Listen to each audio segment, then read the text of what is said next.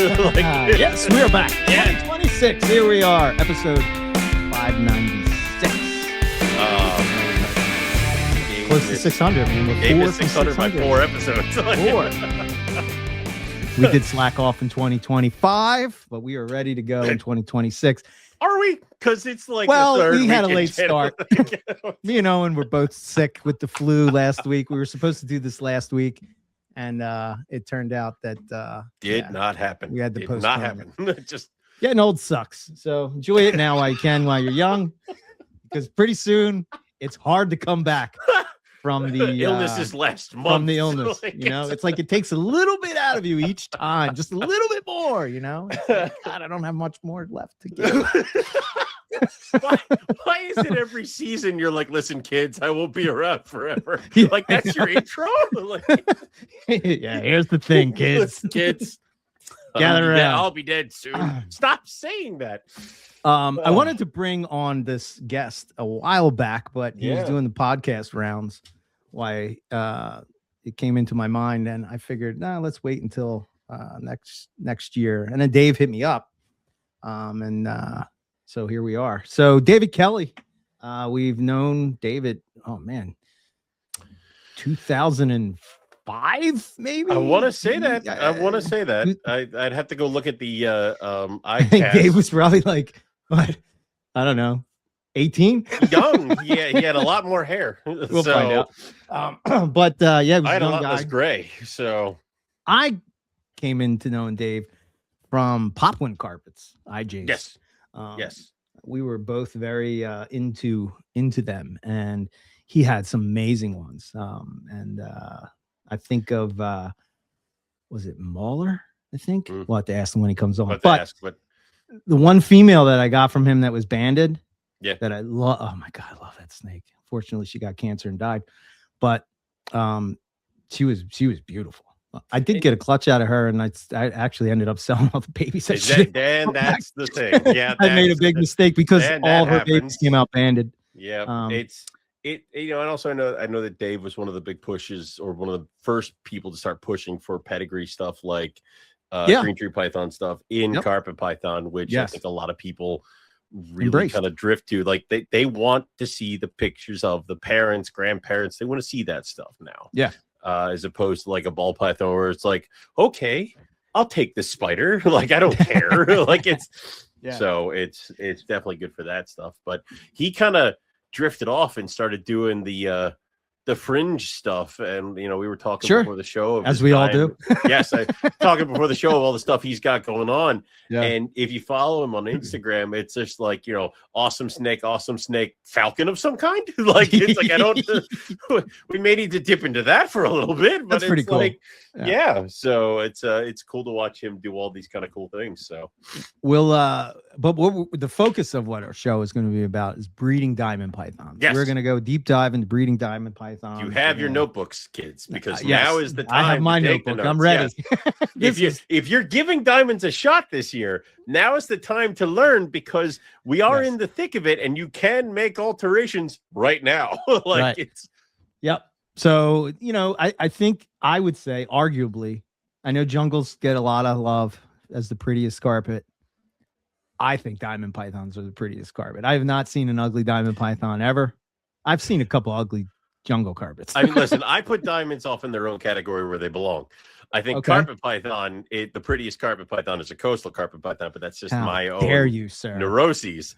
What do you think of the two when they mix together? I mean, that's like the best of both worlds, and a diamond? Right? Forbidden. I forbid this. No. Not in the States. No.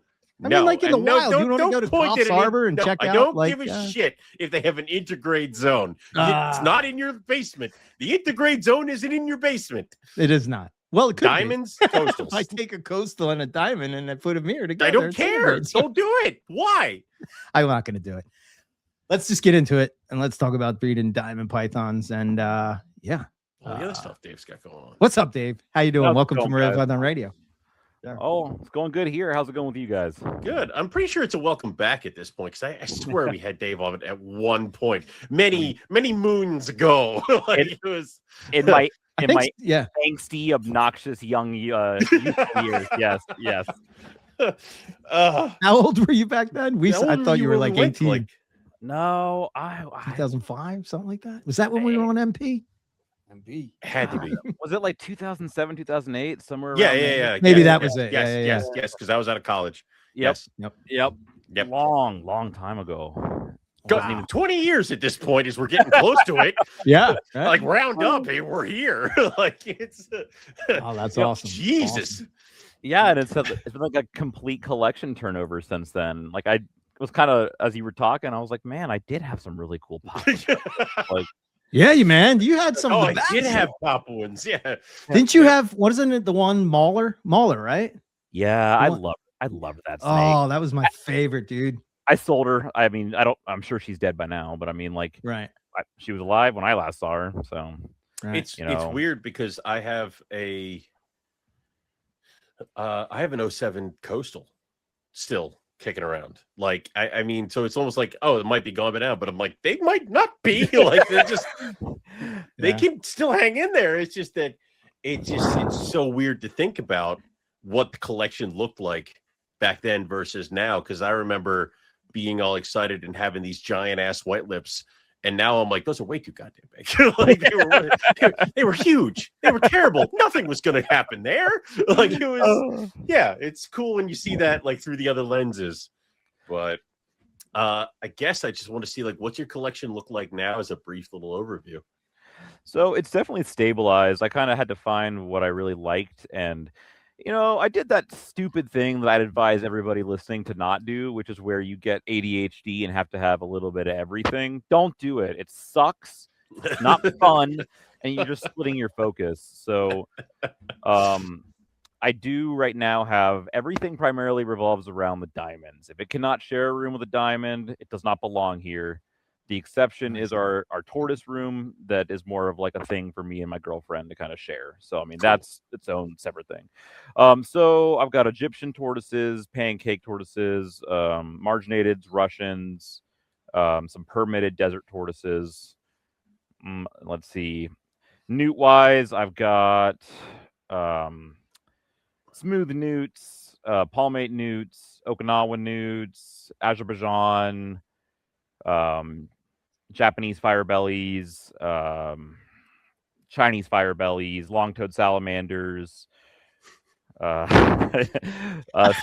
Spanish rib newts. Blue just love how he's not missing a beat as his puppy is like trying to like yeah, it's like yeah. You're like fire belly news. Like I'm like this is not the first time this has happened. Like I didn't have a great amount of time to play with him today, so I'm trying to double up right now. Multitasking. Let's see. What are the other ones? Chinese warty newts. What's the common name on those? Pygmy newts. I think that's it for those. Then, of course, diamonds, Arizona green rat snakes. Nice. Centicolas, right? That's what they are? Yep. Yep. Okay. And then I've got a single jungle carpet that's just a pet. She got egg bound, and unfortunately, I wasn't gonna like move her on anybody. So I was just like, you just get to retire. Good luck. Like you're good. And she's like 17, 18 now. So I feed her like 7 times a year, and she rocks. She's gonna be here for a while. What's gonna end up happening with that is you're gonna be like, you're still here. Like, I mean, cool, but all right. Like it's with the newts and stuff like that. Are these like, do they live in the diamond python room? Can they take those temps, or are they kind of more living in the tortoise room kind of deal? Oh, all the newts get like super cold. I've had ice on the water before. Oh shit, Jesus! And then I forgot. Then there's the chuckwallas, and then there's the Iranian leopard geckos. I've got. Okay. They actually look like leopard geckos. Yeah. The giant, lanky leopard geckos. You're like, it's got spots like a leopard. Like that's why. I always wanted them in Hardwicke, and like after I bred Hardwicke, I was like, oh, these suck. Like I never. Well, and I mean, like they're cool, but you never saw them. They were very shy. Yeah. Meanwhile, I open up the Iranian leopard gecko cage, and they just like come storming out. They just come and like start tongue feeding for me. There's just no fear whatsoever. Nice. So right. Sorry, you want the interaction. yeah. Of like the like I want to know I have an animal in this cage. It's like if I ever got a desert like a sand boa, it'd be like, this is my tub of sand. Something in there somewhere. Yep. Like I put the food down and it goes away. Like I don't. And then we're only allowed to legally keep a couple in the state because it's a native species, but Decay's brown snakes, my God. Cool. If you get bored and you just want a little tank of like the coolest little snake, like check your local laws and go collect some. Like they're fantastic. I scoffed when somebody told me about it. I was like, that's stupid. And I went road cruising in an area, and the populations there were almost like blood red. I was like, that's kind of cool. So I just like picked them up and brought them home, and they would perch like a chondro and like take a nightcrawler quarters off of tongs or from like a dog bowl, and just like, oh wow, yeah, they were super great. So don't tell this to him, because he's gonna have like, this is my Decay's room. Like, God damn it! Like it's I always like them, man. I don't know what it is about them. As a colubrid, I'm not the biggest colubrid guy in the world. Like, it's not my first go-to, but I don't know. There's something cool about them. I know it's just like here in the East Coast, it's like, it's a decay snake, kind of like what you were saying. I can get them in my backyard. Okay. But then you're like, it's like, kind of like garter snakes are the same way, man. I would imagine keeping them in a big, huge cage and all the communal shit that they do. That's what Lucas did, and then he couldn't get rid of he couldn't stop them from breeding. Yeah, he's like, there are so many, and they keep happening. I'm like, get rid of them. Yeah. Sorry, buddy. Like, my success is my failure. But there's like 20. Like it's. Well, it was awesome because you used to be able to collect 5 decays, and then you hit your mute. Your mute. Yep. Puppy hit the mute. Oh, the puppy hit the mute. Yeah. Puppy hit the mute. Can you hear me now? Hit the mute. Yeah, yep. I got you. Yeah, you're good. Yeah. You said 5 decay snakes. He's like, that's collect. Yeah. Hopefully he'll tucker out soon. Yeah, we used to be able to collect 5 decay snakes in the state. And then I won't go into the state's views on box turtles because I don't agree with it.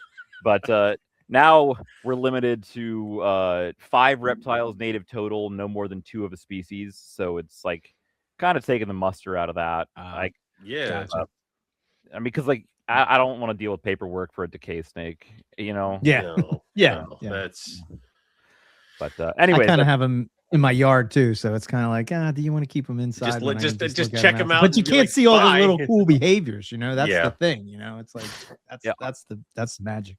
Our record of finding them in a night was 114. So I mean, like, part of me is like, do I really need these 2 decay snakes? But the other part of me is like, they're kind of nippy in their own way. Mean, they're fun, but like the 113th decay snake. Like, what was the feeling of the herp trip? Me and another guy were like, "Oh, this is cool. Let's keep counting." And the driver went like, "I'm done with this." Like, I knew there had to be somebody in there. It's like, come on, man. Like, yeah, if it's not there's a certain point. Don't stop anymore. So yeah, I'm like, oh, all right. Well, we saw that with Cerastes when we were out in California. It was just like, it's cool. like another one. I mean, we saw it. It was like, oh, cool, and then it's like, it's another one. Should we get out of the car? And it's like, yeah, I think we should. I got skunked when I looked for him in California. I was so stoked. I'm like, that's gonna be a gimme. Nope. The gimmies are always it. What was it? We were like, everybody's like 100%. You're gonna find an olive python on Durat Road. 110%. Yep. We found an echidna, but not an olive. I got to be honest though, and I would have rather found the Owen Pelly than the olive. I understand the trade, and I agree with the trade. Yes. It's just that everybody was like 110%, and just nothing. And they also said 110% that we weren't going to find it. And if you listen back to the episodes, I kept saying we're going to find it. I'm okay with the trade, but still, I mean, but go ahead. No, go ahead. Sorry. Oh. No. I was just going to get into talking about diamond pythons. But... Yeah. I was just going to say we got a Ruber, so I'll take that trade. But I take that one too. Yeah. Yes. Found that one. Yep. Sometimes the juju works one way and then not the other way, and you're like, damn, I'll have to come back and get the easy one. Like it's Yeah. It was just funny because like I was so dejected. I was like, man, I thought a sidewinder would be so easy. And I asked about Ruber, and this guy's like, oh yeah, just go to this location here and like walk the rocks. And when I went there, it was like a housing development with like a rock quarry behind it. I was like, this can't be right. And I'm like, this seems wrong. And so me and my friend David Muth were walking it, just talking, and all of a sudden he just goes like, oh, look, Pyrus. And then we walked again. Oh, look, another Pyrus. And then we walked like, oh, look, a Pyrus. And then we're like, after 2 hours of that, we're like, all right, let's leave. And then as we're walking out, this Ruber is just sitting on the path we walked in on. I'm like, all right, well, yeah, no, done. Yeah, cool. Wait, take it. I'll take it. But some herping spots get really weird with that. You're like, this is someone's backyard. Like, I feel really weird about this. Like, it's. I remember finding them in the field of wind turbines. Mm. There's just a huge field of wind turbines, and like you just drove through it, and they were everywhere. That's cool. That's cool. That's so awesome. Every 10 feet, you're like, oh my God, it's another one. I love that. And then you do all this, you trek all this stuff, and then like you get home, and then there's a report of like a cane brake being on like a Walmart shopping cart, and then I'm like, son of a bitch. Like it was never the Walmart I'm at. It's right. So but it's the joys of herping. Yeah, right. Yeah. Oh, I love herping. That's kind of why I stopped breeding a lot, was because of herping. That's kind of like it's addictive. Seeing them man, it's like, and then trying to like, it's like collecting Pokemon cards or something like that, It's like you gotta I gotta see this one, I gotta see them all, There are some people that split that stuff, like where it's like new year, clean slate. I saw nothing this year. It's like, but you saw these things. No. Never. That was last year, fool. We never found my spring salamander, and then this is my fall salamander. Like, dude, like, God, dude, like you can't. You don't have to split it that hard. Yeah. So. Yeah. So what is it about diamond pythons that you love so much that took you into diamond pythons? Man, like aside from the fact they're beautiful, they're just this.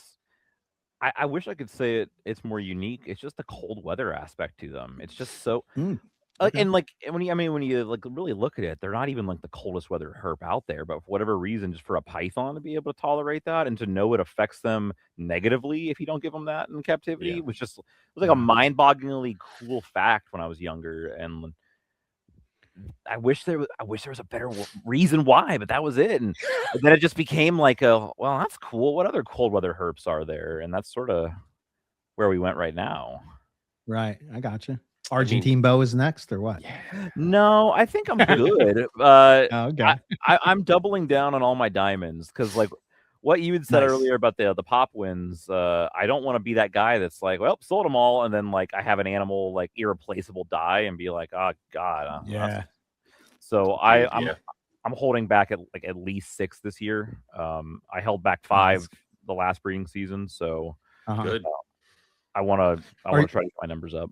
Yeah. I guess my question to you would be: are you holding back for a phenotype? Are you holding back for a certain look? Or are you phenotype? I mean, not a certain look. Like if it's these are unrelated or something like that. Is that what your goal is, or is it more of the look? What catches your eye? So the first priority is certainly lineage. I'm trying to make as many genetically diverse. I'm trying to make a genetically diverse population, and I'm slowly interbreeding them all. Which we'll talk about the nuances of that later, I'm sure. Then it's feeding. For some lineage, like the Valles are bulletproof. So like I really just like I'm like, what Valle do I want this year? I'm like, oh, I'll take you and you. Just whatever appearance I really kind of like out of them. The Lazic animals, no matter what I've outbred them to, and I'm guessing it's just this one individual animal because there's only one left that I can find reliably. Whatever I breed him to, like the babies just suck for like a long time. Really? Like, and they always start, but it is the most delayed, slow process. So I am trying to hold back for feeding. Like there you go. Yeah. The ones I've got in the basement right now, like I got a really small clutch this year, so it was just like, all right, we're gonna keep the ones that eat the best right off the bat, and right. I've got some that I'm having to play with like lizards on, and like they like those, but like even quail, like my stubborn feeders have normally all taken quail, but I've got two that are just like I'm ready to, I don't know, like throw them into Florida and like let them eat a bunch of anoles and just come back and then just go get them. Like it's but and phenotype is generally the bottom of it.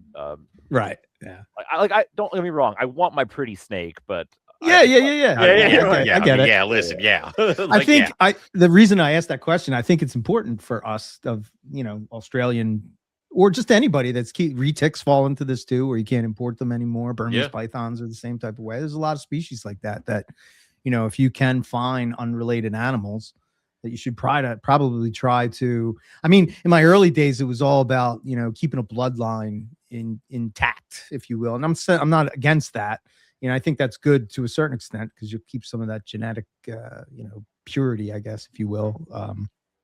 But at the end of the day, it's like eventually there's going to come a point where, if it's not outcrossed, like, you're going to have a problem. There will be a bottleneck. And the issue is also, it's like, I think the rest of the community could be working against you because it's like must cross inward to get morph or to double down on colors and things like that. So they're breeding brother to sister, they're breeding mother to son. Also, certain python species, not that many came in, and it's like I'm breeding them and then somebody else is breeding. It's like funny as hell when people are like, I want to get an olive python from you and get an olive python from this person because it'll be unrelated. I'm like, well, there were only like 5 lines of olive python, and that was like in like the 80s. So like everything has been this. Okay, sure. Yeah. They're totally unrelated. Like it's that whole thing. So anywhere where you think you can do that for the betterment of the species, I think you definitely should. Right. So like I bred some Lazic San Diegos that I'm going to breed to some Lazic Bayes. Okay.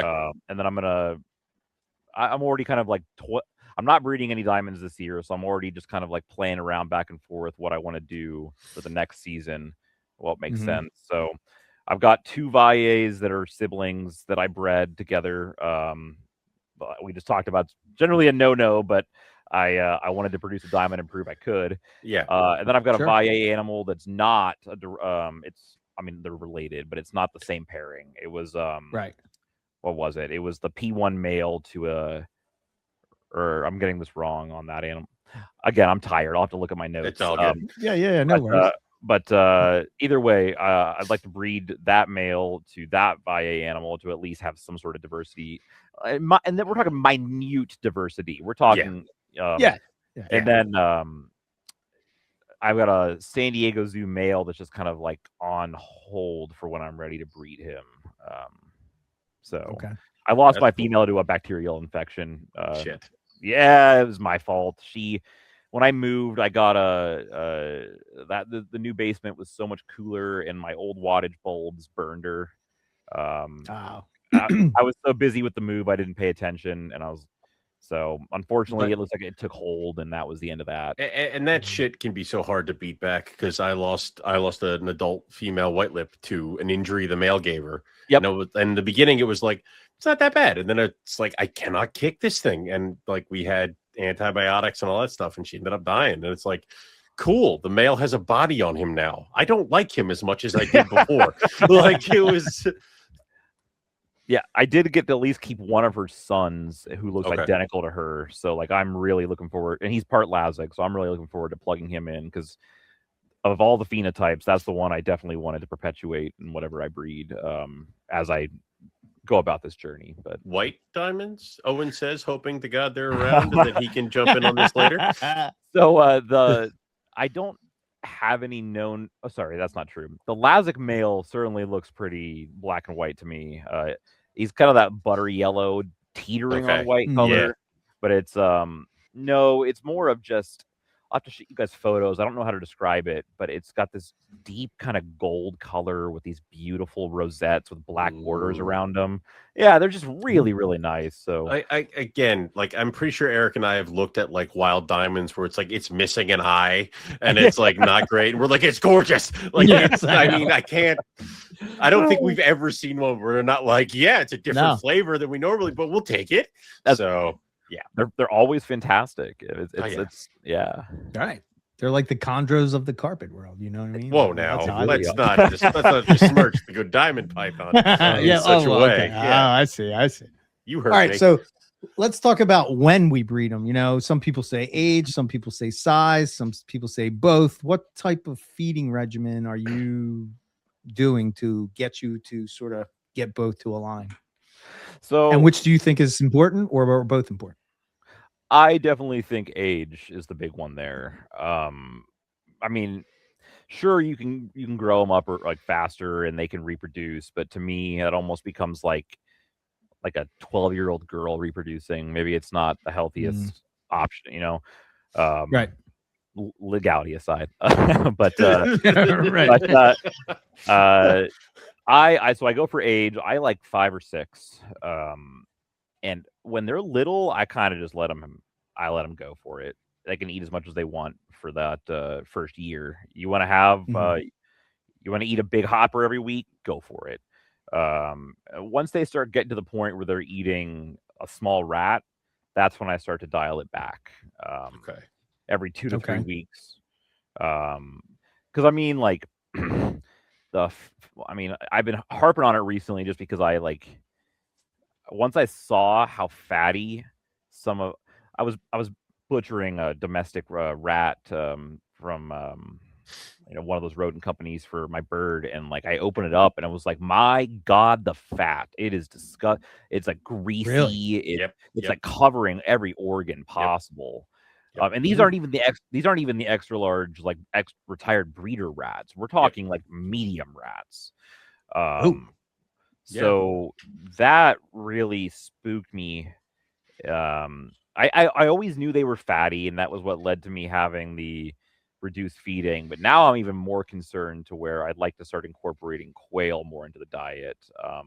Just that high fiber, lower fat, and until I can do that, though, I am mostly feeding in the springtime when it's breeding season. I'm feeding them every week or two for the first month. And then we're dialing it back. We're maybe every 2 to 3 weeks for the adults. And then I almost barely feed during the summertime. Maybe a meal after 6 to 8 weeks. And in the fall, I will not necessarily pump them up, but I mean, if they look healthy, I'm just doing the like once every 3 to 4 weeks kind of deal. If I just look at it and kind of feel like I want a little more weight or size, or just to make sure it's going to be healthy for the next breeding season, I might go to every 2 weeks, a medium rat. But overall, I'd say it's a fairly light feeding schedule. Because especially on years I'm not breeding, when I'm not breeding them, it's maybe once a month for everybody. I'd say that's probably the healthy way to go, because I do the same thing with my white lips. Otherwise, they just get fat and huge. So it's like they need to be. My male, my proven boy, he's a bird feeder. I don't let him see a rat. If I do, it's because I'm out of quail and like it's been a month. Like I need him to be lean, otherwise he's useless. And I think that's more and more with these animals where it's like they're primarily supposed to be eating bird. So I would definitely do that stuff. And I almost feel like African soft furs in certain things could be also another alternative as far as the fatty stuff. But it's also like, I know that like Missouri does like the research on their rodent block diets and stuff like that. But the problem is, I think the research was to produce rodents as fast as humanly possible. Like that's why there's normal block, and then there's the high protein breeder block that you give to all the breeding rodents. And they do that because they found out after a certain point breeding rodents, the amount of babies drops off. So they need that higher protein. And I think the problem with that is that if you give that to them all the goddamn time, it's a high protein diet for these animals that you're producing. And again, it's just to get the babies just to get the baby rodents, and then you're supposed to shift them onto the normal block at laboratories and stuff like that. But all labs want is they just want more mice. They just want more mice and more rats to do things. Right. So I don't think we're necessarily breeding them for the best food quality. So 100% agree. Yeah. 100, and I think it's a problem that we're all just kind of finding in or coming into right now. And I mean, like, who didn't take nutrition for granted with their collection for the longest time? Oh, yeah. I mean, I did. 100%. Oh, God, yeah. You know, it's only... Even water. Yeah. Even water, you know, like using like the water around here, I wouldn't drink it. So why am I giving it to my snakes? And then I some weird thing popped into I'm like, wait a minute. If I'm not going to drink this water and it causes cancer in everybody, why am I feeding this to let my snakes drink this? You know, I'm just going to get the filtered water. It kind of sounds bougie, but it's quite bougie. But for you, you know, I it's important. I mean, you know, hydration is important. I put lemon slices in my guys' waters. I mean, is that not? I mean, is that not? Well, I'm sorry. I put lemon slices in the rough scale water python waters. All the other carpets can get tap water. Yeah, like, you know, I'm with you guys. I only do dechlorinated water for my snakes, and it was after my boss made the point to me. He was like, if you wouldn't put a frog in the tap water, do you think a snake should drink it?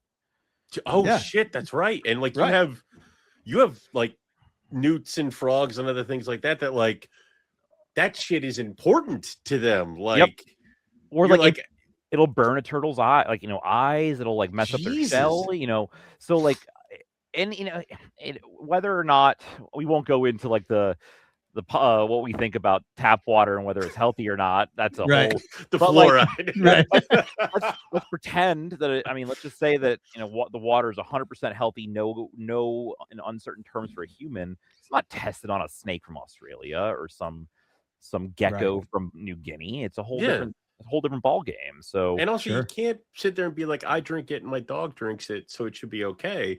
It's like I'm this big, snake this big. Like there's a lot of stuff that could be different. And you know, even going back to like what the chondro breeders used to put like pennies in the water to do all that stuff. I'm like, I don't know if I'd go there, but like there's all these we're always attempting to improve it, and it's like that is something I think we totally gloss over, because I mean, you guys saw my animals way back then. It was like extra large rats every week and stuff like that, and it was coastals that were having 50 something eggs, but it's like they're all dead now at the age of like 10 or something like that. And it's now, I think it's the slimmer food, the take care of the water, and then also there's been a shift from keeping them red freaking hot, like to like my guys get a yearly night drop into the 70s. Yep. I'm with you. Yeah. Everything gets a night drop here, you know, like because the sun goes down. Like, it's amazing, right? It's right there. Like it's that jungle is still in my basement, even though it's not it's in a rack system, you know, so it's a little more insulated, but it's still getting down to the 60s at night. Not a big. And like, I wonder how much, you know, we talked in the past about it, but I wonder how many of the chronic like RIs, I mean, that now we know nitivirus is a thing, and that might have been it, but that was part of it. How many were just animals that weren't properly acclimated to any sort of night drop, you know, because that was the thing you did back then. I think that's a punch to the system, because like you've coddled this baby up till year 4, and then you're like, figure it out. And it's like, I don't like it's some of them are gonna have a bad reaction. And to be honest, it's like doing the night drop. I think I usually start doing it once they hit about a year old, because I want them to get past that little fragile stage. But then once they're a year old, you're whatever the room's doing, man. Like, I'm not going to sit there and pull you out, because I would do this and I'd feed them thinking that an extra month or 2 of feeding is what was going to separate me from everybody else as far as like size wise and animal health and crap like that. It's like, it does, like, what is it? A couple feedings that they miss. It's not that big a deal. And you just put them down and they come back up. Sometimes if they're a trouble feeder, they come back up harder. Like, it's like they realize the food isn't coming. So Yeah, and that's the other thing, man. Like ever since I started cutting back, I've never had a problem feeder. I mean, aside from out of the egg, I've never had a problem feeder or a picky feeder. Yeah. And I'm with you. That first year, I don't do as much to them temperature wise, and it makes sense because I mean, a baby snake is going to be way more active no matter what temperature it is. It's going to be fine in that hot spot, you know. Exactly, and also because of their size, they're going to be able to find like a little, like even if they got to burrow down, they're going to be able to access areas that are a little bit more comfortable than say a larger counterpart.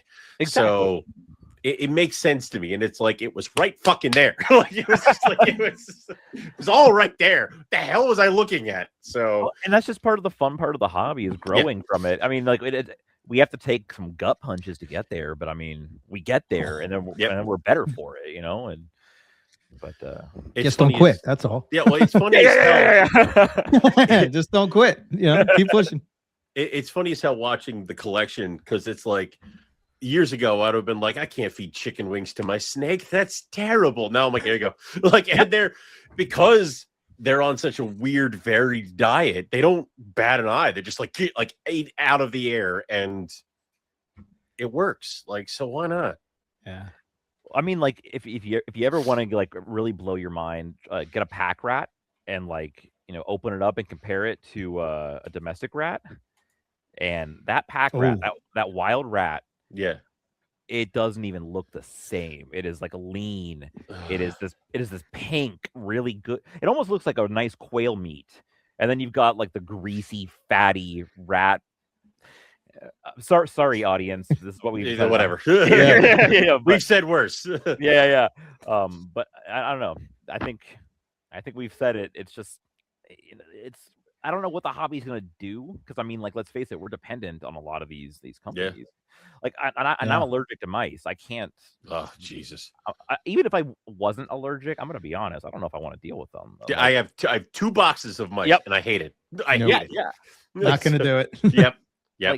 Like, it's a tricky situation. You can't really blame the mouse companies for being like, oh crap, we got to make like 5,000 mice per week or whatever the number is. And it's just we've got to find better ways to deal with it. I mean, we're getting close to like who's going to start the artisan rodent company of like, you know, these are like homeo fed, which is weird because I was talking about this paleo mice. Well, I was talking about this keto friendly. Yeah, keto friendly. Ron St. Pierre and I were talking about this at Daytona because he had an idea that with emerald tree boas, when they get with their regurgitation syndrome, is because they can't handle the dairy that's in the stomach of these baby mice. And it's like, and also the other stuff that they eat, and what we were talking about with the fact that they eat this rodent block, he was feeding all fruit and grain and stuff to his rodents that he was feeding to the emeralds. I'm not sure. I think the result still ended with that he did have a bunch of wild caught emerald tree boas he was trying this on, and you know that was maybe weighing against him, but he was trying it, and it did make a lot of sense. It's like these are the natural contents of food that these animals would be feeding on and then being fed upon. Like, why are we trying to do this other stuff? So that made a lot of sense to me. It just I don't know if he was biting off more than he could chew by being like, emerald tree boas is where I will start. And it's like, well, so I don't know. I'll have to talk to him about that next time I see him. But so where were we at? So what are we're talking Diamonds. about going into the season, right? Yes. Breeding season. I think you kind of hit on that a little bit, what you're doing. We'll talk about maybe what you're doing feeding wise, but talk about like, what are your temps doing? What are you doing with temps? Sure. So I start cooling. I am completely dependent on the outside weather here. Like, I open the windows in my basement and they dictate everything down there. So if everybody's listening to this, take that into account and watch your animals, watch your own room. But I generally start cooling. The basement generally starts cooling around mid-November. Okay. We've had a couple weird years where it's been weirdly warm, so I mean that's been kind of like throwing it off. But when things were working a lot more like normal, it would start to cool down there, and it would start off generally in the low 60s, high 50s, and it'd just be kind of a slow decline down to where at the absolute peak of winter, The nighttime lows were somewhere between 45 and 50 on average. Okay. As low to, again, I've said it on every podcast I bring it up to say how tough they are. I don't recommend doing it. The lowest one got was 33. I don't recommend doing that again. That's feels that weird. That was an accident. The animal is fine, but I was not super stoked to see that morning. Right. I forgot to close a window during a snowstorm. That's on me. Yep. Diamond's just underneath a snowdrift. Hi. Like his head pops out of snow. Like you want some food. You say that, but there was snow on top of the cage. My heart sank. I was like, oh my God, she's gotta be dead. And like she just like I poked her and she just kind of like slowly crawled out of her nest box and kind of went to the basking spot. So after that, it's just kind of the reverse. It starts to slowly go back up until about March, where things are generally in the low to mid 60s, low 70s as an ambient. Okay. And that's generally the time where I know things are up when the males start losing their mind. I mean, like any snake. That's right. Males cruising, time to do stuff. Yep. They go nuts, and I do palpate the females to try to make sure I've got follicles developing, and it's not just going to be like a random, one-off breeding that doesn't go to anywhere. And my friend Jake Milbrat, he's helped me out by ultrasounding and kind of like confirming what I thought I was seeing. Nice. And man, when they're going. You put them together when the females got follicles and the males are cruising, and they just wrap and they are locked for. I think the longest I clocked it was about 12 hours. Jesus. Like holy shit. Like they wrap their tails and it was just like he's not moving, and it is like it's serious. Wow. Now, all of this to say, like last year with how warm it was, like I panicked because I didn't see the males cruising. I didn't really see aggressive breeding whatsoever. So like I was really nervous. They got down to those temperatures, but it was very mild. So it'd be like high 50s, high 50s, high 50s, 40, high 50s, mid 50s, 52, 40, and then just like kind of like this undulation that wasn't consistent. So like the males would like kind of like lazily kind of like rub the their tails over the cloaca, and then they'd almost just like stop. I kind of messaged some people like Greg Heim and Josh Easter. I was like, hey, are you guys seeing the same stuff?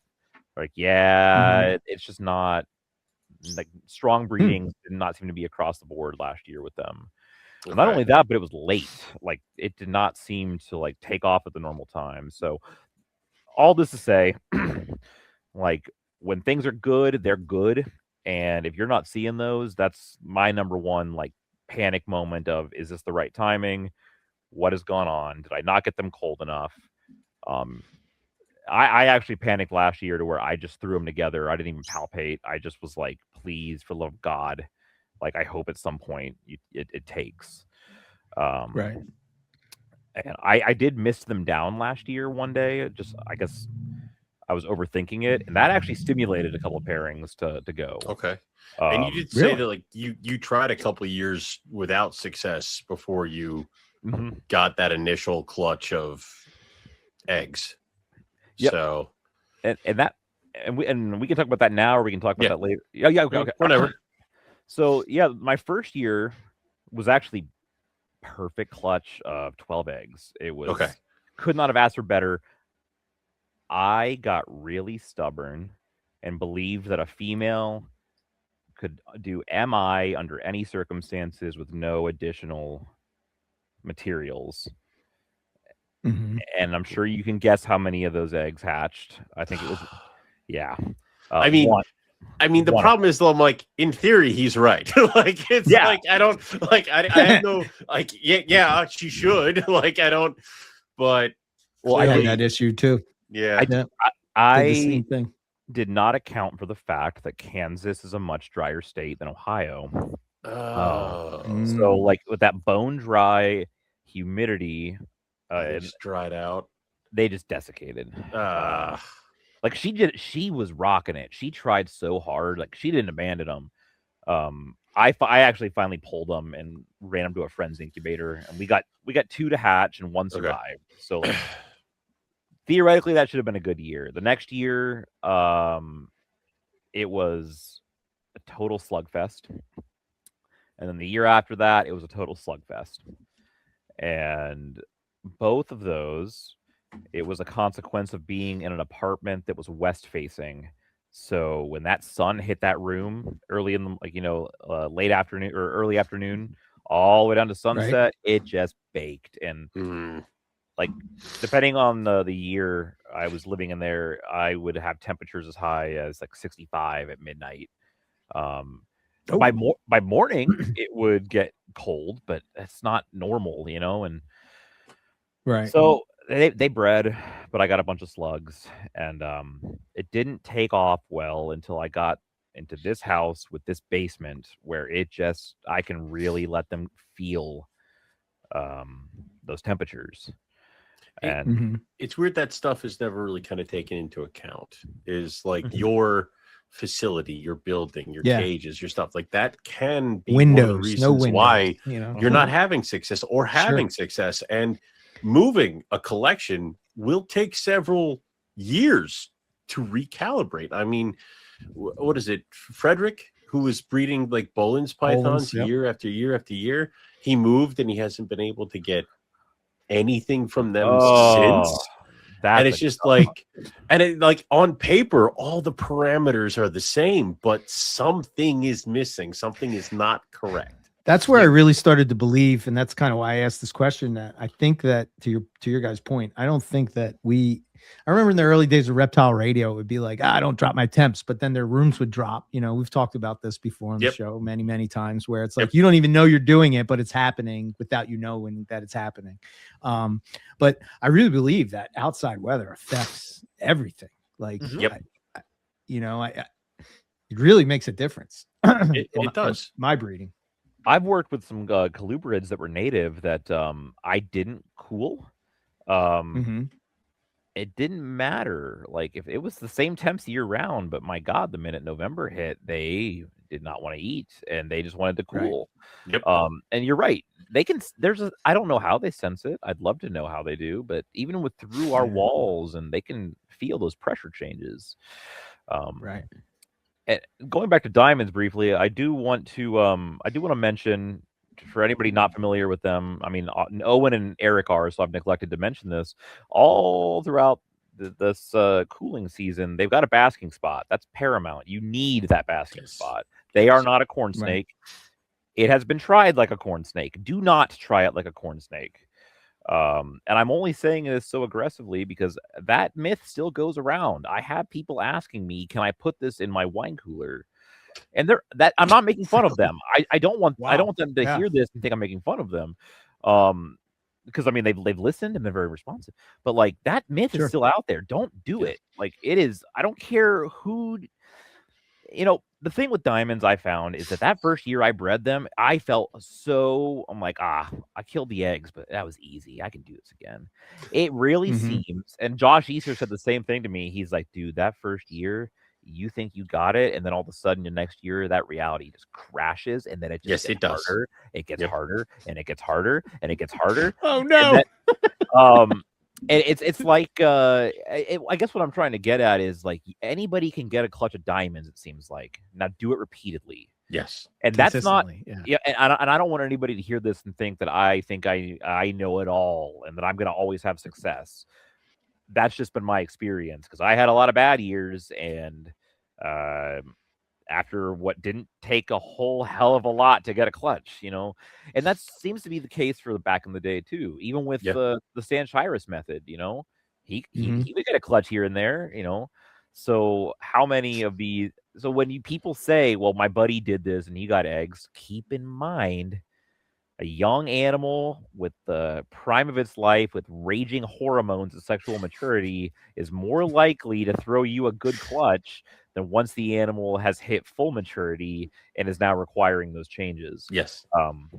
So that basking spot's paramount because you're going to see them Like when it gets really cold, you're going to see them come out and they're going to bask and then they're going to go to their nest box.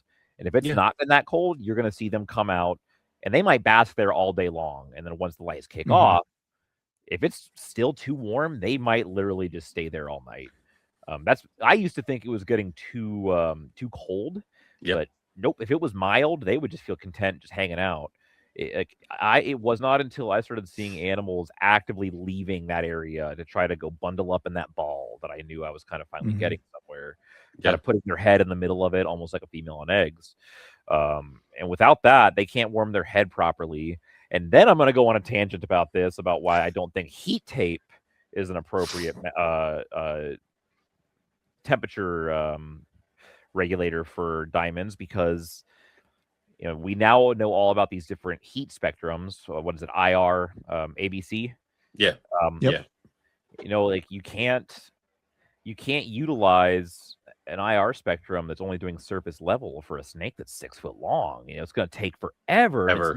It's never going to get there. Meanwhile, you can throw a light bulb on it. It can get its head heated up and no problem. And then the blood can start to pump down the rest of the body and warm up. And I don't actually know how that works. That's just what's been told to me, and it made sense. I mean, it makes sense because they say when you get in freezing water, worry about your core, and then the extremities will get the warm blood from in there. But then it's also like with monitors, it's like one bulb equal burnt lizard. Yep. You have to get like 6 in a row so that the lizard can lay out and heat its entire body up at one time, rather than just because it'll just keep sitting there going, I'm not warm enough as its flesh cooks. So, and that's a good point too. There's a couple tanks where I actually, because I love high ventilation. I am, big fan of it. I know, really bold statement. I have multiple bulbs on a couple diamonds in the wintertime. It's there's one tank that just gets much colder than the rest, so I throw a deep heat emitter and a halogen basking spot on there and let her have a full. It's a large brick that she can go on top of, cook, and then go where she wants to go. So go ahead. I was going to ask you a question about the you're talking about the basking spot. How do you, maybe you can walk through how you balance the two, like, you know what I mean? Like, what size cage are you using, and how, like, what kind of bulb, and how did you go about trying to dial that in, if you will? Like, we talk about that a lot, but I think like newer keepers might not get that. Sure. So these are the cages I'm using now, and they work totally fine. So I will say I've gotten a wild hair up my ass to try to build my own cages. So we'll see if that takes off. I'm sitting here going like, I can take these catios and convert them into diamond enclosures. Nobody needs to stop me. But right now, I've got a stack of old boa cages. They're the 3 foot by 2 foot by 18 inch with branches mounted in them. Then I've got a couple different setups I was playing around with. I've got a lone male and an Exoterra 3 by 18 by 3. And then I've got 2 other animals in 40-gallon slide tops. I am not somebody that thinks these snakes need a lot of space. We've all heard about that paper with the breadlie where it laid on one branch for like, what was it, 10 months? So because my room is so cold, I can get away with it, or sort of cool and moderate rather, especially with the high ventilation. So the 40 gallons are really easy. I just put a brick down, I put a basking spot over the brick, and then I put the nest box, or I've got a couple I haven't gotten nest boxes for yet. I like them for the males too, but the ones that don't have it have one of those Reptile Basics hides on the other side. Simple. The airflow from the ventilation kind of helps release that excess heat that builds up, but allows the basking area with that brick to really cook and heat up, along with being able to warm the top of the snake. The boa files, I actually took a Dremel and I cut screen tops for them. I cut the tops off so I could put basking lights on them, and used it's not chicken wire. What is it? It'll come to me, but it's like one I know what you mean. happens. Yeah. It's like the great mesh kind of stuff. Yeah. Like the metal mesh. Yeah. And then I siliconed it and used washers and nuts and bolts to hold it in place. And that's really been what I've used to maintain that. Is I think a lot of the what's the word I'm looking for here? I think a lot of these really nice herp cages that you can buy that are like PVC they're beautiful. They're awesome. My God, they hold heat well. And for some things, that's great. You put a tortoise in one of those, nice, nailing it. Right. I think you put a diamond in there, and you're just asking for that metabolic clock to begin to ramp up to a dangerous level. So I was actually looking at the dubia cages. Oh yeah, they're like thin plastic and a lot of glass and a screen top, and it was like, this seems great for that kind of stuff, but like, because they have the really tall ones and they kind of go together pretty easy. So I was looking at those, and then I'm like, but for Gila monsters, maybe not these. Like, maybe not these. Like, that's not those. Yeah, they're a little flimsy. I don't know if I trust this for a Gila monster. Like, so they actually they have a store here local to me. So I was looking at them for a while, and finally I was just like, man, I have a bad feeling that a diamond's gonna flex one day and like pop a door off or. This little thing here, this little air vent. If I push hard, there that goes. Yeah. Like, and then now it's a hole. Yeah, I can see that. I can see the concerns. I like them for chuckwallas and certainly bearded dragons, but snakes make me nervous with them. But yeah, no, I'm with you. They theoretically that build is perfect. Right. Okay. So that hotspot is what what are you shooting temperature wise? Like, what's your? So in the wintertime, so long as the cold spot is where I want it to be, I don't mind if it goes up to 100. Okay.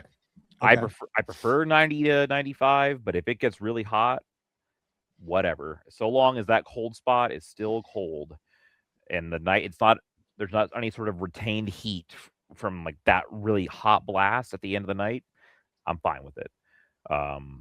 I just want that cold ambient side. So no supplemental heat at night. Light comes on, light cooks up to whatever it gets, light goes off. Yep, and I will match it with the whatever our local sunset and sunrise are. Okay. I tried those really nice timers that do it for you. I kept having problems with them like glitching and either staying off all day or on all day. Yeah. So I just do the analog timers, and I'll just go through and click one of those little notches as the sun sets will change. And during the summer, they're getting 14 hours of sun. Yep. During the wintertime, they might only get 7.5 at the very peak of winter. So that's really the best way, because then I have one where, because my lights in my room are mounted on the wall, like it's a flip switch, and they have the things that you would do for programming lights outside your house. Oh yeah. And I swapped that out, and you can program that to whatever you want to do, and you could tell it to do 12 and 12 or 6 to 6 or something like that. So I do that, but then you can also do other stuff. I usually just do that because then it's just a simple thing. And then if I'm not at home, the lights still turn off and on. But other than that, like this whole room, everything's on those little analog timers, and they just click and just go. So Yep. That's really all I do. Yeah. I'm a little tech, but I use those the ones you can program from your iPhone. Yeah. You know what I mean? You can control it from there, that kind of thing, and it just sunsets. Oh, aren't we fancy? Yeah. Look at we wizard. So those are actually the ones I was talking about. I love those things, but because of the way they just glitched for you. Yeah. Well, because where our Wi-Fi router is, and where our gotcha. In my basement, the ones closest to it will work, but where the diamonds are, it would gotcha. Okay. I'd come down at midnight after road cruising and be like, "Why are the lights on? Why is there still light in here? That shouldn't be."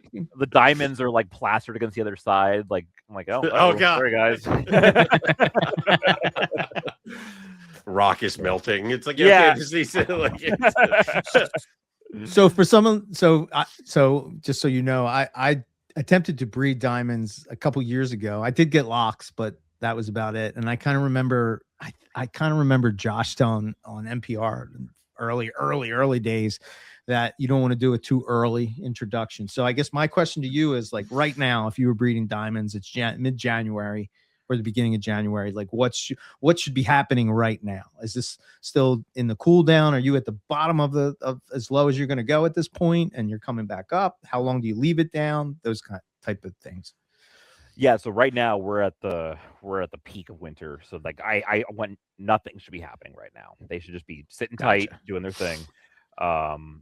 So generally here, once we're back up to where it's kind of turning to spring, is generally around late March.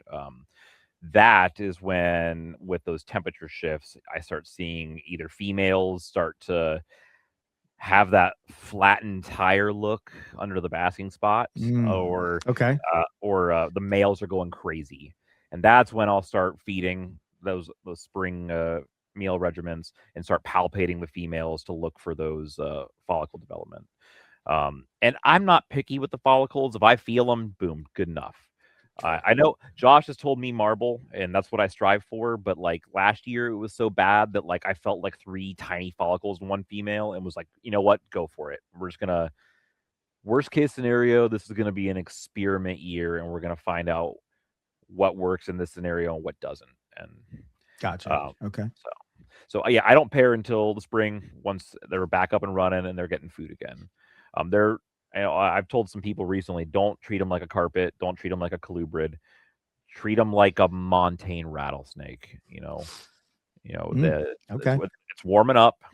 And that's where, Josh had told me before, that's where Valle got the idea for how to breed diamonds, was watching the Crotalus ruber in California. Mm-hmm. They would bask all winter long, and then that's how he's like, oh, maybe diamonds are like that. So isn't that crazy?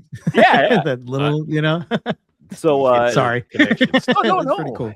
So once they're like starting to warm back up, like I said, palpate the female, pair them up, and if it's serious, you will know. Like, that male will not let her go, and he's gonna lose. If it's done, he's gonna lose interest in like less than 48 hours. Okay. So they would separate completely. That's a good sign if after 24 hours or whatever you see them locked and they're away. Okay.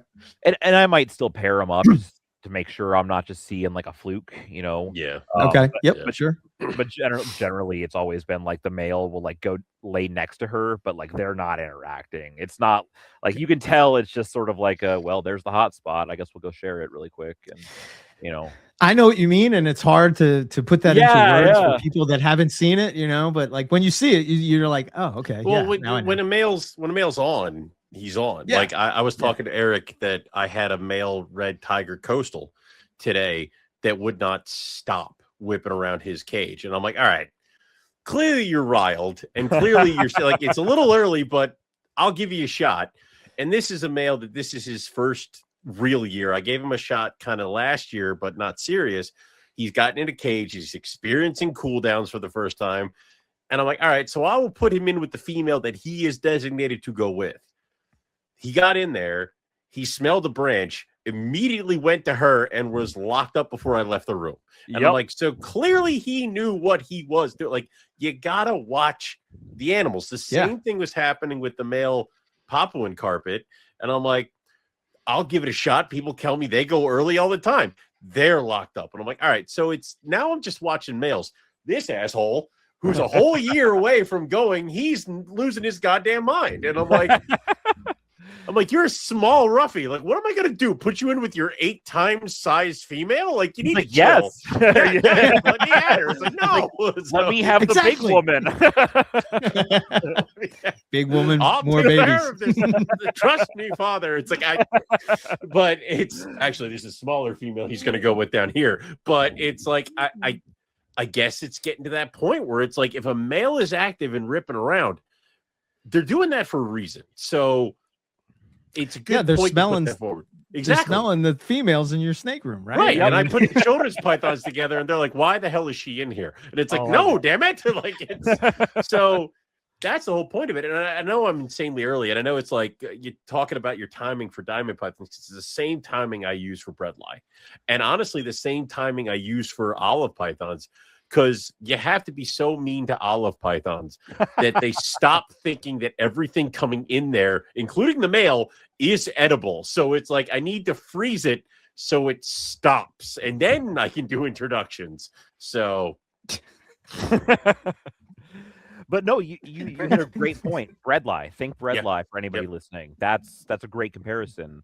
And I haven't bred inlands before. They're also a spring breeder, right? I hear conflicting reports because we were for my female inland's down there in the bottom, and we'll see. Maybe she'll breed this year. Well, I mean, we hear conflicting reports because there was always that Terry Phillip method of not taking them down and then getting success, but then other people get success and continued success with treating them like carpets, where other people treat them like breadlie and they have continued success. So I'm not 100% sure on inlands at this point. I don't have any, so I can't like play. I wonder if that's more affected if you live in Australia and have specific localities, like you know, because they have a wide range, right? Yeah, well, I'm just saying, like you might have some that are closer up to coastal carpets, and then some that are closer down to diamond python. So what you're saying is, ones that live closer to coastals might breed like coastals. The one that are close to diamonds will breed like diamonds. I don't know. And the schnozberries taste like schnozberries. Maybe that's why there's a mix. You know what I mean? Maybe that's why. Man, we are figuring all this shit out tonight. And I've missed you. Yes, I know. With not having Owen in your life for 4 weeks, it's so terrible. How does one the witty comebacks are just it's just living in a world of witlessness, if that's even a word.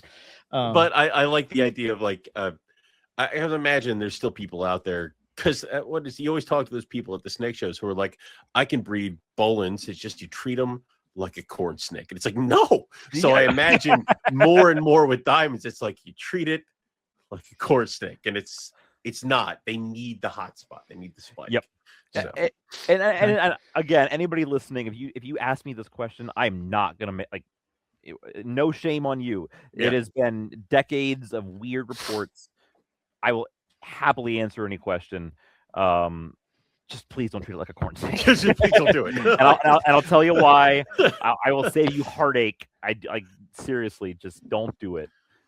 But, I tell you this because of things. Yeah. So all right, now is dead of winter, and then you're raising up temp wise. Do you feed and then intro, or is it like don't waste your food because the males aren't going to pay attention anyway? So very good point. No, the males, they will do it both. They're going to hammer the food, and then they're going to go breed a female. All right, that's done now. Yep, they're going to have their cake and eat it too. At least in my experience. With my animals, with my temp regime, with my feeding schedule. And maybe it's because I kind of keep them pretty lean. They're just like, oh yeah, I'll take that rat anyways. And then yep. So maybe if you're feeding a little bit heavier, you might not have that same result. So I like to feed just before I put everybody together. Like I want to give you the option. Like here's the option. If you're hungry, eat, because then the next thing you see is not food. Like please. Don't. And I think that's just because of like Cal King's white lips and other things like that, where like I have to separate my white lips if I thaw pinkies, like for other animals, just because movement, and they are a hit first, ask questions later animal. And and it's like, so if I have to my feeds are on weekends because I get up, separate everybody. We're talking the false water cobra, the Timors, the white lips, everybody needs to be separated. Then I can feed the baby carpets in a separate room. Then I can maybe feed some of the adults, and then everybody can have intros on Sunday. So like Saturday, everybody separated, feed. Sunday, reintro. It's just that's something you have to do. Do you feed throughout when pairs are together, or is it just like y'all are together and we'll figure it out once everybody's separate? No, I'll feed, separate. I'll separate, feed, wait a day or two, reintroduce. Retro. Okay. Because I really don't. Again, last year was kind of a weird one because I just kind of was like throwing stuff at the wall and seeing what stuck. But with my breeding schemes, that's jelly. right. Yeah. With the years where I kept it more regimented and it did have success, it was generally I'd pair them up for like a day, and if I didn't see anything, I yanked him out, I would palpate the female again, make sure I felt something, and then I would maybe wait until they were a little bigger. And I would literally just pair them until I finally got that really good lock. And then I would separate it and we would be done. Last year, I, again, threw it all to the wall. There'd be weeks where I'm just like, you know what? Screw it. You're staying in there. And I would separate and feed, and then he'd go right back in there. So I should say for the listeners, I had one clutch that was almost perfect. It had one slug that I didn't even know was there until they all hatched. And then I had another clutch that was not so good. Half slugs, half good. So I mean, it was far from the perfect breeding season. But that was sort of what I was doing last year, just trying my damnedest to get something out of it. And Owen bringing up the male feeding reminded me to mention that in the winter, I like it when I walk by a cage and I don't have a diamond suddenly shoot toward me like it's gonna get food. Dude, yeah, like you just hit the glass. Yeah, I don't want them. They don't need to be frozen, but I don't want that response. That's what I'm looking for. Right. So because I've heard, are they still perching at all? Like, oh yeah, doing the okay, all right. Well, they'll perch, but it's not like the coil down kind of thing. It's more just like it's like a sleepy chondro almost when they're perching. Okay. Yep. What was it? I lost my train of thought there, but oh, I'm sorry. Oh no, they're not no, striking. They're not actively hunting you. Yep, I know what it was. I've had people tell me like, well, so and so's done it really well at 55, and I'm like, great. If his animals are responding to that, go with it. I can only say that for me, I don't get that response down until I'm getting to that 48, 50 degree temperature at night. That's what I want. And that seems to be what really flicks that switch for them in my situation to like no food, only bask, burn off any extra fat, convert that into muscle and energy, and get through the winter. So not to backtrack, but I wanted to toss that in there. Like you shouldn't have your diamond slamming the glass all winter. That's too warm. Yeah, I would agree that they should shut down. They should stop seeking food. Right. And I think that's honestly for a lot of carpets. I think certain species are just built different. Like I can never turn off a white lip. It does not stop just the way they are. Right. But you get around that by separating feeding, and then you watch because the female will have a big meal and then she'll ovulate. So I think they're more connected with food as opposed to temp. But yeah, I think most of your pythons, like even the bredli, should turn off. Oh, yeah. And that's hard to get a bredli to stop. Like I've been bit by them because I'm like, you're an autopilot and you're going through all your carpets and it's like 60 something and they're all asleep. They don't give a shit. And then you open the female bredli cage and she's like at your chest. It's like, so. And like, you know, right now in my basement, my adults are all shut off. My holdbacks from 23 are all shut off. Yep. Except for one. I've got a bigger reduced pattern female that I kept back, and I walked by her the other day and she was like pushing on the glass coming at me, and I was like, okay, you're bigger and not as responsive to this temperature as I thought, so next year you're going on the other wall. It's just made your life harder. I'm like, you're gonna feel this next year. But it's like a male carpet. It's like when you've now become a proven male. Guess what, buddy? That means you are on maintenance fee for the rest of your life. Like it is. Sorry. I was on autopilot because I was just like topping waters off. I raised my my holdbacks once they outgrow the baby tub in like slide top 15 gallons or Exoterra, like the 12 by 12 by 18s. I was just opening cages, putting water in, putting water. And then all of a sudden, like that one just shot out and started like following me. I was like, whoa, hey, it's January. Like, no. Like, what are you doing? Okay. You did talk about, wait, I did have a question. This probably doesn't have anything to do with breeding them in captivity, but have you seen the diamond pythons in the wild breeding where they're in these breeding balls? Like, have you seen the pictures of this? This is fascinating to me. Yeah, it's wild. I think it was 2 years ago. I had like 5 people from Australia sending me, like, it's out in their backyard or whatever, and they're just like, "Holy shit, look at this!" And there's like 4 or 5 diamonds just in a big group. Have you thought about multiple males? Is that obviously, if you're not having issues, it's not a thing. But I don't know. What's your thoughts on that? So a friend of mine actually brought that up to me. He kind of was like, "Why don't you do that?" And it's tempting if I just wanted to make diamonds. Like let's say, for example, I got you. Yeah, let's say I was just a hobbyist. I'm just a hobbyist. Let's say I'm somebody that just wanted a pair of diamonds and wanted to produce some occasionally, and I got another male to make it better. Whatever, go for it. Right. But because I want to track those lineages so much, I'm trying. Yeah.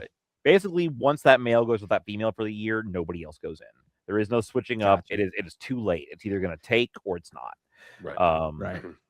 Which then add on the fact that there was a paper recently about like a wild rattlesnake retained sperm for 7 years in captivity. Jesus.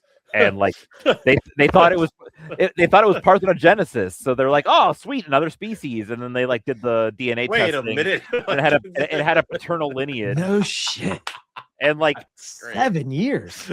So I kind of sit here and I'm like a little nervous because like it kind of throws a wrench in our idea of how we're breeding our animals and lineage. Like, you know what I mean? Like sometimes we'll breed animals and sure.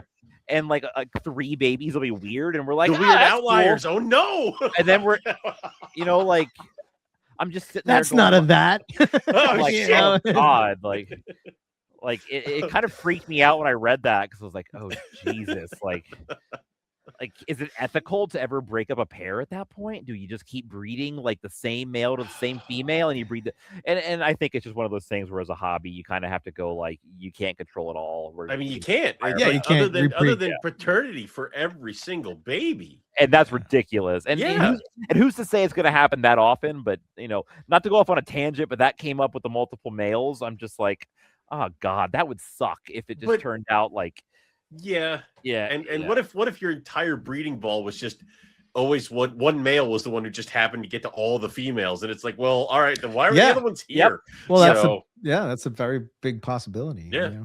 I just thought that if like, I don't know, I think how it's like if you're having trouble doing something, you sort of like, take a step back and say, it's kind of like what the scrub python thing was about, that multiple male thing. I don't know how they're handling that. That's probably a good question. I'm handling it by only having one male. Now, I will say, like, if I had more animals, if I had like, let's say I had 2.2 in this example, San Diego zoos. I could see a rationale for throwing both males with one of the females, and then just being very upfront. There's a 50% chance each of the males did it. I don't know which one. Yeah. It's still going to be, we'll say in that instance, an F4 San Diego. Yeah. The only difference is you're not going to know which male. That one I can understand, but when I'm crossing lineages, that's when I start to get a little nervous about it a little more. I want to say that the Schofield line of inlands has the same. So if you look at the lineage chart from what I got from Paul, originally, was it Frank Schofield? Yeah. He has 2 males. So he put 2 males in with the female because he doesn't know which one. He doesn't know which one was the he put the 2 males in there. And I'm just thinking like maybe he was having trouble and he's like, well, the only way I'm going to get these guys to breed is if I do multiple males or whatever the case would be. All right. If you have a big cage, like if I had a big cage, display cage, and it was big enough for 2.2 rough scale pythons, who cares at that point? Like, I don't give a shit. But like diamonds, I want to know who the father is. I want to know who the mother is. I didn't think going on with that. When I thought about that, I didn't think about I guess I'm so like used to thinking in terms of wild snakes anymore and not like yeah. I mean, I'm making snakes to make money type of thing. Like, you know what I mean? So it's like is that people care about this shit so much. I know. It's like people want to know what the parents of the olive pythons look like, and I'm like that, but bigger. Like it's an olive python, but for other stuff, anything that has a color or a pattern or something, even if it's wild type, people want to know, and that's hard to track. So yeah, unless it's something that's like completely wild, Like I'm talking like a cage full of mangroves snakes. Everything looks the fucking same. Like, you know, maybe. Even then, I'm pretty sure somebody would be like, "Are you sure which one your dad is?" Like, this yellow band's a little yellow thicker bands. than It's the other that. I don't. It's that one. So, oh, that's funny. Okay, all right. I was just curious of what your thoughts are. We've talked about Nest Box multiple times in the beginning, and I don't want to stop you at the beginning, but I was curious, like, what's your setup there? I've heard that diamond pythons. I do have Nest Box too. I got sphagnum moss just shoved in there so that they can just kind of get in there and feel the sides, if you will, feel tight, I guess. Help retain some of that heat. What's your Nest Box setup like? Oh, it's exactly that. It's those black and yellow Home Depot tubs or Lowe's tubs. Yep. It's right there.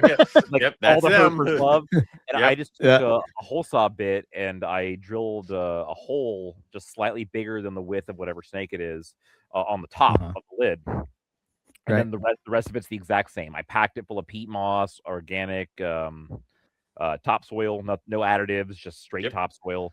And then I packed a bunch of sphagnum on top of it. During the breeding season, I'll mist it down a little bit, try to make it enticing, make sure she wants to lay there. During the winter time, I just basically let it dry out. It be what it is. I don't know if you guys remember back when Will Leary was first publicizing kind of how he was when he was doing maternal incubation with like Madame Blueberry, and he was like putting notes on Aurelia Python every day, and like it was brought up that like if a snake is breathing in the coils or even like in the nest box, is that raising the humidity? Just like that oxygen transfer.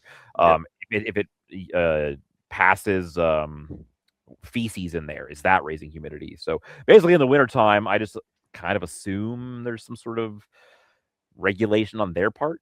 I don't really want to add a bunch of moisture to a cold snake. I kind of figure that's a recipe for disaster. So if they want to add something to it on their own terms, great. But during the springtime, though, I'll spray it down a little bit. Not soaked, not just a little bit of moisture on the sides, a little bit wetter sphagnum moss. But yeah.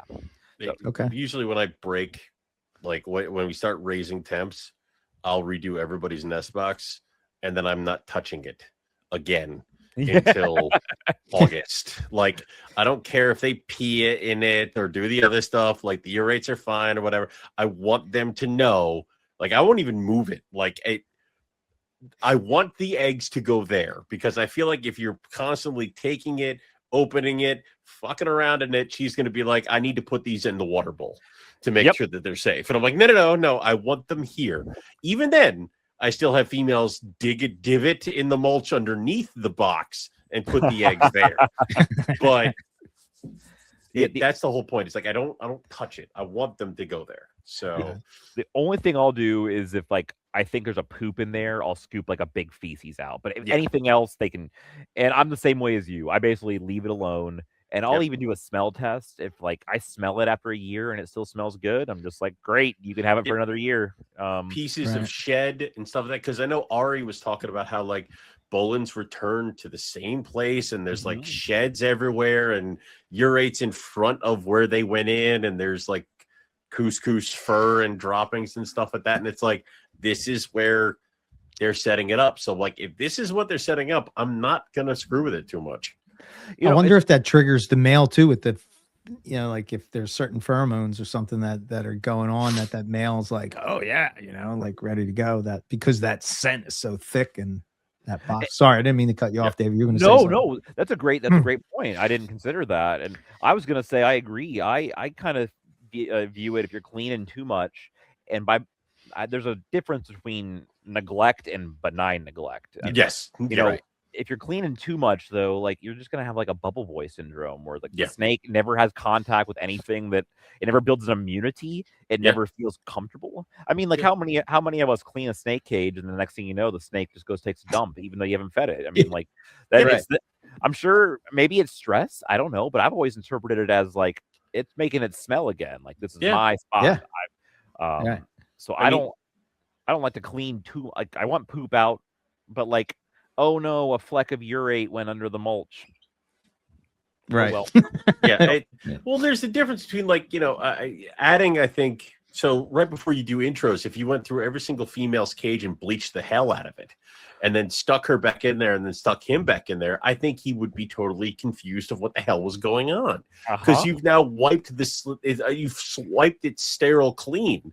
How is he going to know where she is? How is he going to know that she's even hip to the trick of what's going on here? Like, I feel like you need to have, like, I think Matt Minatola and I called it the lazy time. It's like this time of the year is when you're lazy. It's like you can be lazy.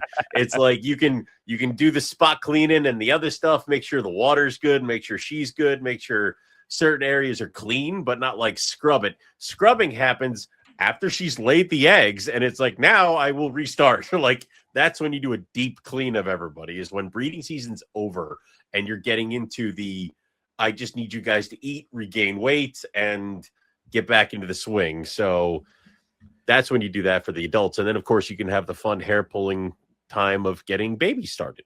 So this is your lazy time. This is the and Yasser, I'll mention him, and MoreliaPythons.com. He had posted on there a while back. He's like, I don't do a lot of cleaning with my females of any species. He's like, like you guys just said, he's like, I basically leave them alone, let it smell like them, let them have their mess. Leave them alone. They're not going to die if they have to live with a poop for 20 days. Like, so long as there's not maggots and like phorid flies all over the place, you're probably going to be okay. Yeah.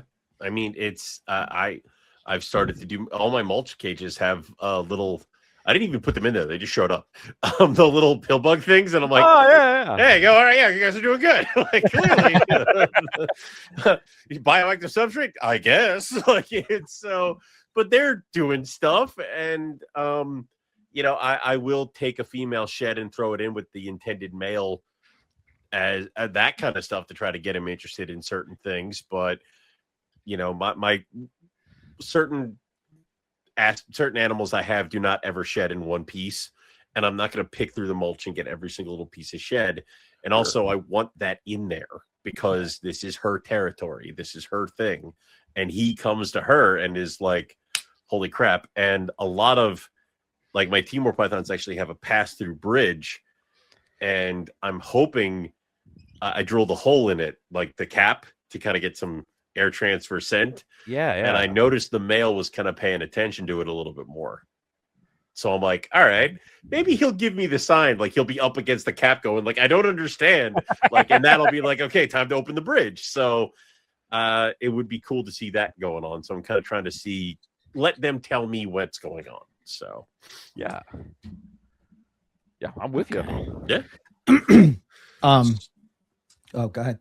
I was just going to ask, like, so we've done all this and we're talking like intros, eggs, you talked about maternal, obviously there's artificial incubation, also preference to one, don't really care how it goes, just as long as babies come out. I would like to do maternal incubation again. Okay. I just really I really wanted to get some good clutches on the ground, and I firmly still believe maternal is the way to go, but I wasn't confident enough in myself to let it happen after those couple bad years, and I had to come to terms. I was lying to myself that it was my fault, but it was my fault, and I hadn't come to terms with it yet. So right now I've been doing artificial, and I hate the guesswork of getting the right incubation container. I just bought sim containers. I just did perlite. I tried doing the Rubbermaid tubs, and I tried making some like suspended incubation stands for them, and I had problem with like water always building up on the lids on those and just dripping on the eggs, and like it happens on a sim, but like, there's something about the lid that it almost just seems to like wick it in the right direction, that it almost just it misses the babies, it misses the eggs or something like that. Okay. So it just seems like that lid is not nearly as problematic as some of the other that you can find. And I know, like, my friend Jake just uses some that he can go to Walmart and, he makes his own. But I'm like, you know what? I'm done with this. I'm just going to take the guesswork out. Sim container, nature spirit incubator. Here's a herp stat. I'll set it to. I did 87.5 this year. Okay. The first year I did 88.5, and I kind of, just like we were talking about earlier, how the old days it was like bake your herps. If it's not hot, it's not living. I kind of wanted to lower the temperature just a tad, because a couple of the babies came out kind of small last year, my last breeding season, and I'm like, I wonder if it'll be better if I bump the temp down 1 degree. And I don't know that I have a good sample size right now to say whether it mattered, but the clutches came out healthy, and I didn't have any sort of like problems. So I want to say I've had my incubator set at 87.5 my entire career. Like it'll click up to 88 and then it'll turn off, and then it will click back on again until it gets to 87. So like the range, it goes between those, so it averages at like 87.5, and that's been good for all the things that have been in that stupid incubators. Like, so I think that's the general Python temp. So that's good to hear that it's not anything weird. Is it same kind of incubation timetable, talking like 2 months? Oh yeah, you guys have bred carpets. You already know it is like identical to all the carpets. If you can breed a carpet python and incubate the eggs, you can incubate a diamond. So like to me, the hard part with diamonds is making sure you got the good cooling, you got your intros right. Once you got eggs, if you know how to incubate an egg, you're in the clear. You just that's all. That's on the way in. Yeah. Yep. Until feeding happens. Until feeding. And like you take your wins when you can. Yeah. I was telling Josh Easter, I was like, man, when it comes to that, like I'm like the Valles, and interestingly, the reduced patterns of all of them are like the best feeders. Like every reduced pattern I've had has been like one of the first feeders. Wow. So, and I asked him, and he's like, it's too early to say, but I mean, yeah, I have noticed that with mine. And then the Valle animals in general, I've had a couple holdouts, but like you just keep offering them a fuzzy, and then one day they're like, oh my god, it's a fuzzy. And again, it's only been a couple clutches of the Lazics, but I have hated every single one of them. For those I hate them. It's like 2 or 3 months. I mean, like generally the last clutch was very good about quail. He just took some time. They would start taking quail, and then it was the playing to try to get them onto mice. This year the quail were a miss. I don't know why, but like nothing. The Valles took them left and right if I had a picky one, but the Lazics just fought me tooth and nail.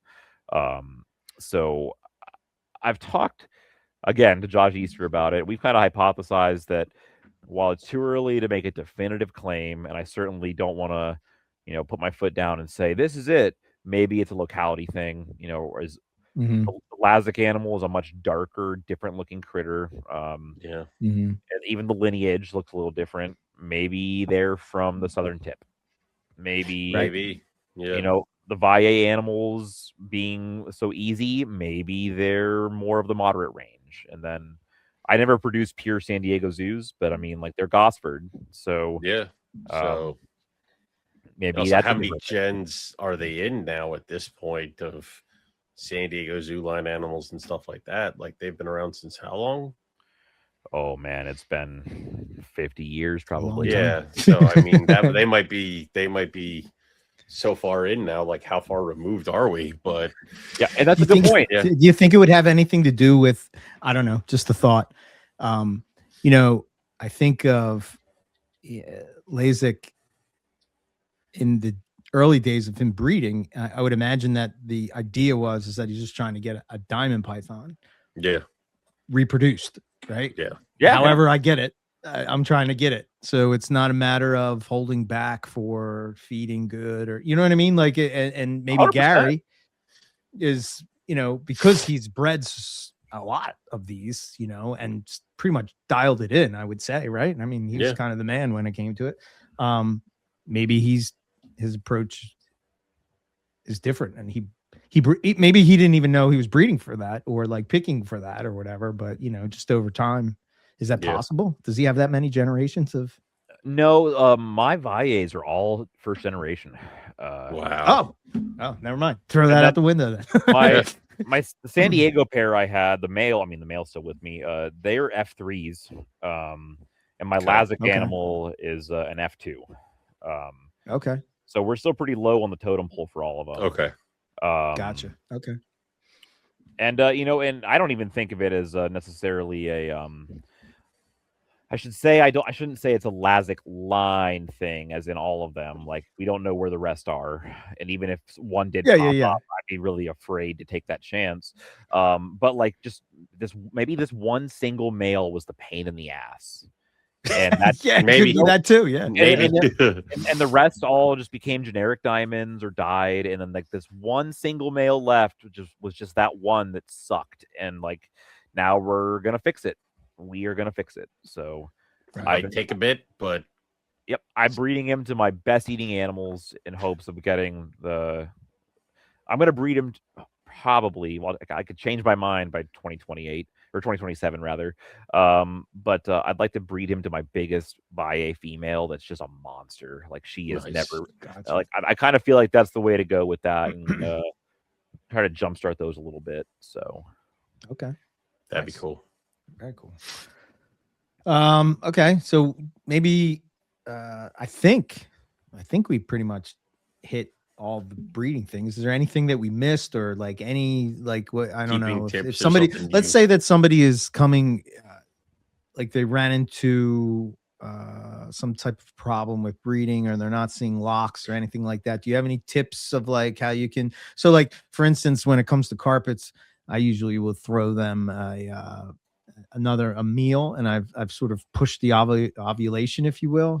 I don't know if that even is a thing, but it's like somebody told me, well, I think it was Casper said, just feed it a little bit, feed the female a little bit. I fed the female, and then all of a sudden she's ovulating. I was getting nothing, and then she ovulated. I don't know, is there anything like that you, with your experience with diamonds?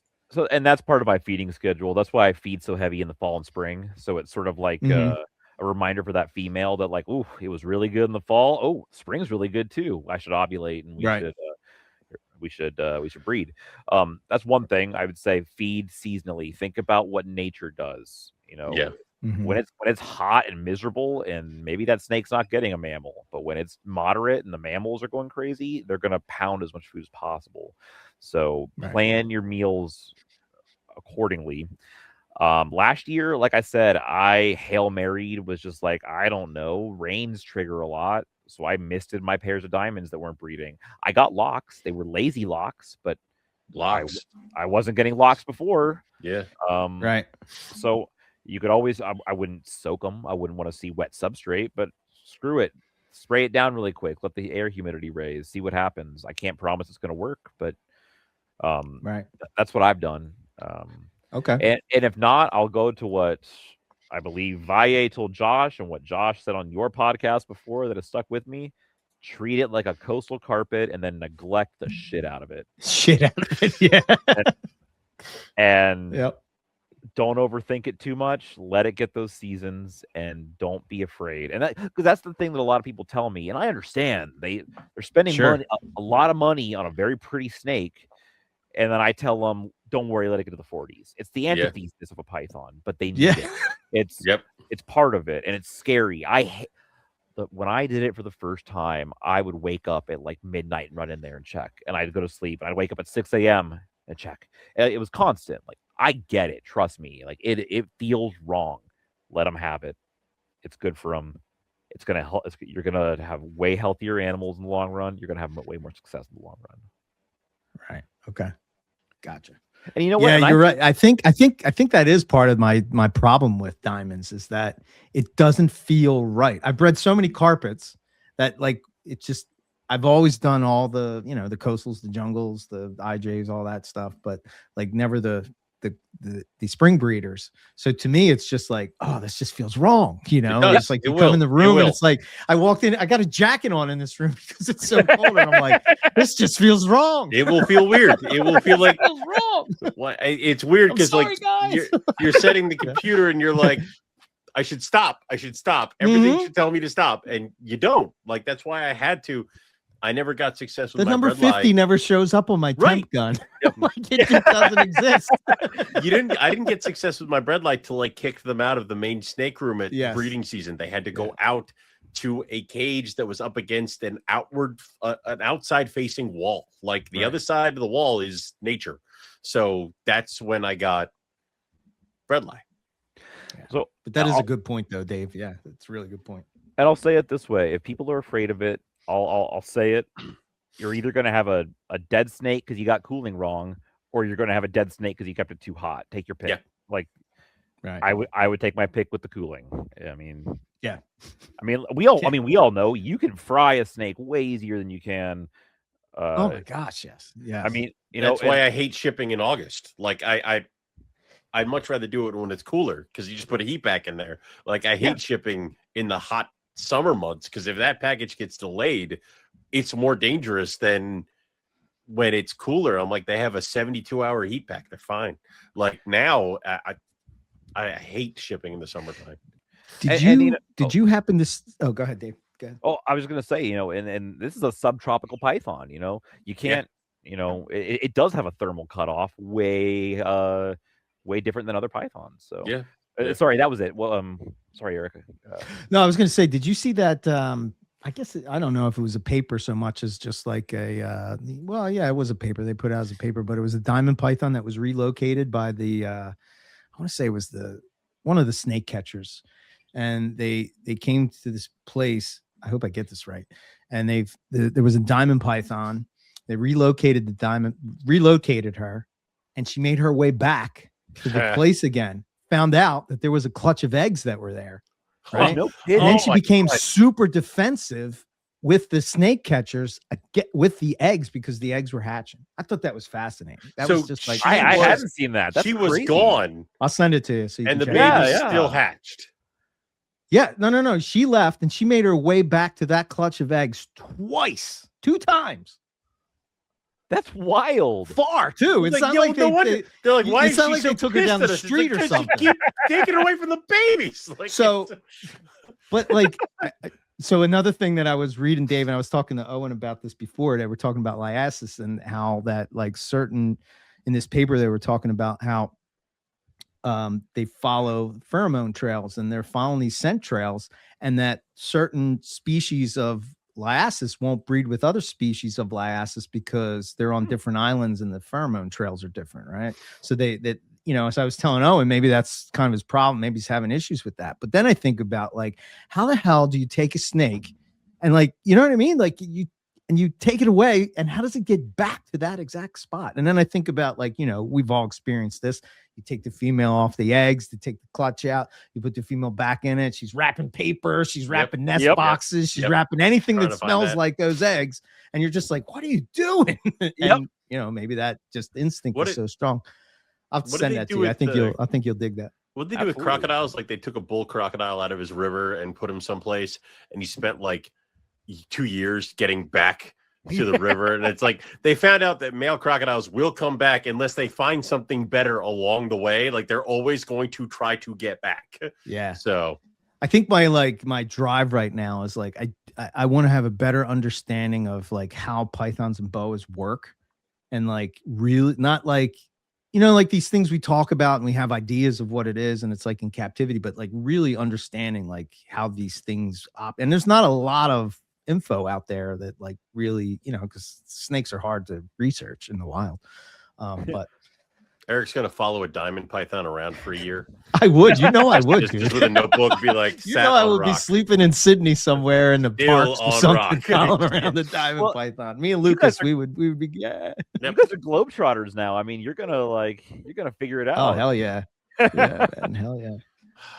But I love herping. I love that stuff. But anyway, sorry, we got sidetracked, but it was still diamond python talk. I just blew my mind that this snake did that. I was like, holy shit, that's nuts. So I'm with you. Yeah. And the other thing that I came across is this thing where I see multiple times with diamonds and with carpets where there's multiple females in one nest site. To me, again, Yeah. It's crazy. Like you flip up a tin and you find 3 coastal carpets that are just wrapped on it. Like what? Same thing happened with some diamonds. Was the same situation. So You those really can learn a little, lot by following snake catchers on YouTube and on Facebook. Like you can learn so much, So, and that's anyway. what's kind of like piqued my interest after raising a bunch of lizards and newts and again, my brain's fried. I've not gotten much sleep, but like keeping animals together and watching them kind of, like you said, maybe it's the same nesting site. Crested geckos. Well, I had a vivarium of crested geckos for a while just because a friend gave me some really nice ones. And those females, wherever one laid, the other 2 in the cage would follow her, and they'd lay their eggs all in the same area. Oh wow! No, I mean that's a crested gecko. They're pretty derpy, and they're basically a domestic pet at this point. But sure, it's hard to do that with a diamond python or a coastal. You can't. You need a room, But and I mean it's not necessarily feasible, but I'd love to be able to find stuff out like that. And I think that's what the allure of like these little nature scenes are, the little garter snakes, the little decays. You can actually do that on a different scale. Right. So it's cool to see. That's probably why I'm drawn to things like that. Because that's you probably nailed it on the head. Or newts. Like I swear up and down that like if you keep a newt solo, it's weirded out. It is doesn't know what to do. Really? I mean, think about it. Like when you're like netting for them, like you're not just getting one. Like it's there's either like big amount of them or there's none. And so like whenever I've thrown more in there, it's almost just like a safeties and number thing. And I'd love to try that with snakes sometime. Is see, will the babies eat better if they're all in a jumble and you just throw a fuzzy in there and they all just kind of or throw a pile of fuzzies in there. What do they do? I mean, it's interesting to think about because I know I keep my Madagascar hogs as trios year round. And it's funny because the male will be the one to patrol the area, and then he'll go into the box with the females, breed the females, and then he'll go back to being patrolling around and doing stuff like that. And the females will lay the eggs on top of each other. So like the one female will lay her eggs with the other one in the bin. And then like a week later, the opposite female is doing the same thing. Like they won't leave the bin. Like one starts laying the eggs, the other one doesn't get out of there. They're just coiled in with each other as the eggs are being laid. And they will put them both in the same bin. So the only one who's like kicked out is the male. Fun. He's like the only one who's not allowed to be in the delivery room or something like that. So like it's fun to see those weird interactions, especially now because like wintertime, they're on kind of the same nighttime warm up a little bit. He's out and sitting on top of the bin. The females come out and bask and do their stuff, but then they go back in the bin. He's almost like sitting there protective of his girls. Like this is his territory. These are his females. This is what's going on. And it's so weird to see that interaction with the snakes with that. And it's funny because that's like, I get all the pictures every once in a while of, I walk in the room and there's like 3 of them, like just tracking me, watching me as I do stuff. And that's just what they do, especially around food time. And I've thought about what would happen if I left the clutches in with them and if I let the babies hatch in that environment. And I do separating for feed because I give them like big bowls of food. Okay. It's like rat, chicken necks, chicken hearts, fish, all that stuff. And I separate it just because for easier sake. But I've thought about like, I think Kayla from Infrared, she does it where she just puts in a tray of food and everybody comes, eats their fill and then leaves. And I've thought about doing that. I just haven't done it. It just would be so weird to me to be like, here's a cookie sheet full of meat and just have them gorge and then pick up whatever's left. It's just so weird. But I've thought about that kind of stuff of like, how can I do that? What kind of interaction is that? So I had Northwestern garter snakes for a couple years, and the only reason I got rid of them is because I couldn't stand the mess and the smell anymore. There is that. Like I loved those things, but good God, no matter how much I cleaned them, it was disgusting. Anyways, that's off topic. When I first got them, I tried to raise them individually in pencil box tubs, Yeah. I mean, they're not a cheap garter snake. I was really like paranoid, and they just didn't have a lot of life to them. So I threw them all in one cage together and did the same thing. I did a tray of worm bits that I cut up, and next thing I know, they're all like tripling in size, and like they're like racing out there and like eating worms together, and that's sort of why I'm curious to. It's why I want to MI again, because talking to one person about rattlesnakes, I don't have their permission to share their name. I didn't ask them, but they had told me that they swear they've seen rattlesnake babies after they're born, like smelling the mom's mouth after feeding, and I'm almost like, is there like a prey imprinting going on there? Like they're figuring out food go in here, and it smells like what mom's eating. Or I'm like, what would happen if you did that with baby pythons? Would they do something similar? Like, I don't know. Like, it's these things I'd like to play around with, but I need an army. You heard about you heard about the study with the African rocks that was like that, right? Where they had the babies and the mom stayed with the. I'll send you that too if you. Yeah, please do. For a while, right? Yeah, that is pretty cool. It really started to make them think that there's some sort of, even if it's like a minimal amount of parental care going on. And I don't know if you ever read the book, The Secret Lives of Reptiles. Have you ever read that book? I haven't. I gotta say, I feel so behind on this stuff because like my day job is herp, and then I've got I get it. And then, I just want to go home. And then I feel that makes sense. And like I love it, and then there's times where I'm like, you need a break. I'm like, I'll read that paper tomorrow, and then tomorrow never comes, and next thing I know, I'm playing video games or doing something else. So like, right. I sit back sometimes and I'm like, man, 20-year-old David would be so disappointed. And I'd love to tell him, like, get over it. What you chill, doing, man?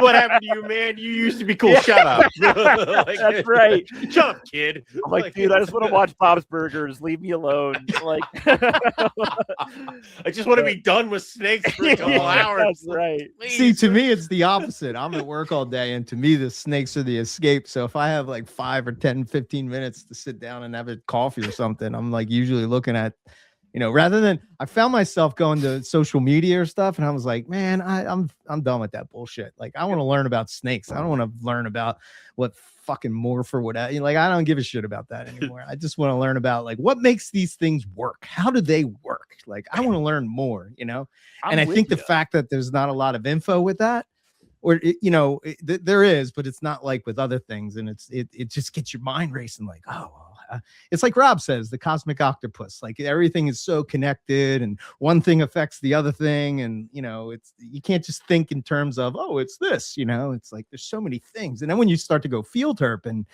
that just turns it up a whole new level, because now you're actually seeing this shit in the wild, and like you're just like, whoa, what the hell? And it's like the environment doesn't feel like what you thought it was going to feel like. I don't know, it could have been that I came from the Northern Territory to Sydney, so it was like really cold, and like when I got there, I was like, it's really cold. Like cold. No, I'm sure the NT probably had an effect on that when it was like 110 there. Desert, go down there, but still, it was like, holy shit. But anyway. I agree. I challenge anybody who keeps a snake, go field herping. I was not the biggest field herper back in the day. It's changed my life. It makes it helps bring you to the cosmic octopus, to accept the cosmic octopus, because it begins to make you think those questions. Did we just start the Church of the Cosmic Octopus here? Like, that just happened. I mean, we have shirts made. Like, you'll see the weirdest things, and it breaks you. It's like, why is it doing that? I don't understand. I road cruised me and some friends a racer at 2 a.m. active hunting. We're like, why is it awake? Like, or like a hognose snake was like, it was 2 a.m. Why is a hognose snake out and about right now? This is weird. Like, just I don't know, all sorts. I can't think of any good examples right now, but there's been times in the field where I just sit there all night and go like, what's going on there? Well, it's weird because we always go off of, first off, the papers that were written from way back when, and also what we've heard from other keepers of how these animals should be kept based off the success that they've had with 1 or 2 imported animals that were right out of the wild, that, all this other stuff. And it's like breaking that stigma is hard because it's like this is how it's always been done. But is it the best way to be doing it? And like, is it should it be done? Because it's like having animals that don't get into their teens when on record in the wild, they're like, this is a 30-year-old thing that keeps coming around. Like that whole thing's the shifts with that stuff, temperature as technology advances and what we can do to make it easier for the animal and have longevity. So I think herping has definitely done that because I'm outside. I'm like, they should be out here. The book says it should be out here. Yep. Wait, it's 110 degrees. I don't want to be out here. Why the fuck they be out here? And then it rains, and I'm like, well, we should probably go in. And then just a snake, lizard, snake. I'm like, okay, well, it's that. It's learning that the pristine photograph that's in the textbook. Somebody put the snake there and took the picture. Like it doesn't just appear. And then locality, that's the other fun one, is like you see a locality snake on Morph Market or whatnot, or whatever the new one is nowadays. For us, it was king snake, and we're like, oh, they look like that there? And then you go out and look at it, and you're like, oh, no, 1 out of 50 looks like that. Yes. The rest all look generic. So, like, I'll go to decays, only because I certainly have the numbers to back it up. Decays in western Massasaugas in Kansas. I can find on the same road decays that are red, reddish orange, brown, tan, some that have almost a lavenderish hue, some that almost look like xanthic that are like charcoal black. Mm-hmm. So what's so special with locality? It's right. So what is it? I can grab 2 red ones. Does that mean that that's a fancy term. The only thing about locality that matters is if somebody is super interested in knowing, wow, my animals came from that area and I get to raise them knowing that that's what it looks like and that's where they came from. That's unique in itself. But like, I think we need to remind ourselves in this hobby that just because it's locality does not necessarily mean that appearance is really not special. Let's face it, the nice ones got collected, and that's right. Yep. Like the ugly ones got let go. Yep, and that's okay, but we just have to accept it. It's funny you say that. The very first carpet python that I saw was a gelatin carpet, right? Yep. And we get out and we're looking at it, and I'm thinking, where's the black and white carpet python? It looked like a citrus tiger, and I'm like.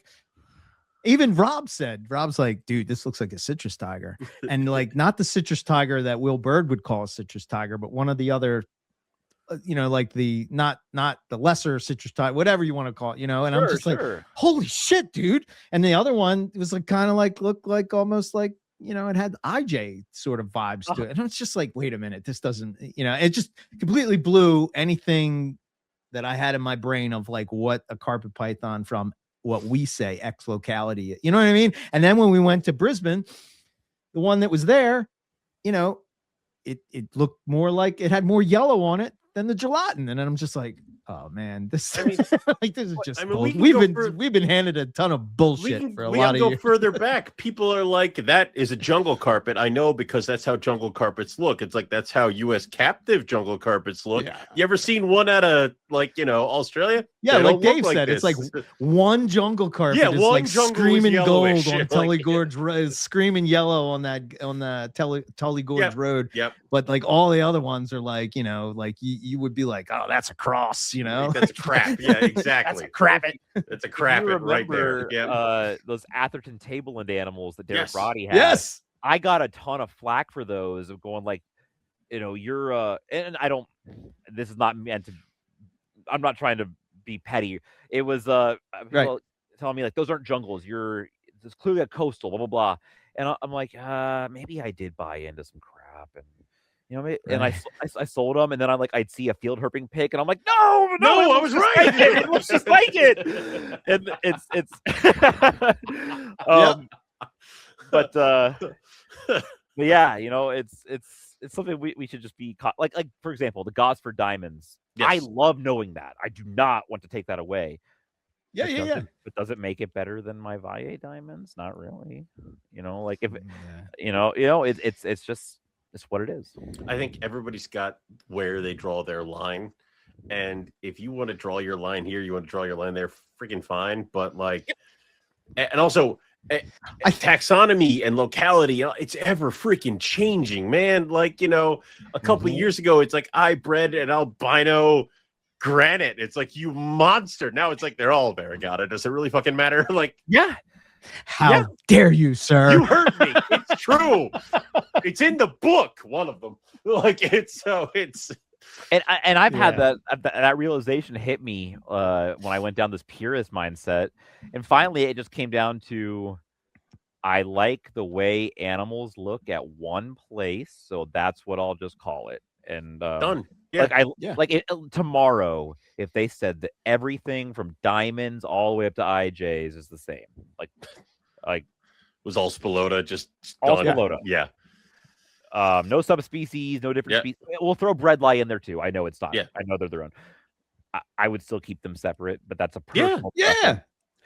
Sure. But we can go into this. I saw. I know. Hopefully, I'm not spilling the behind the scenes stuff. Eric sent an outline about lineage charts. I'm gonna throw this in there.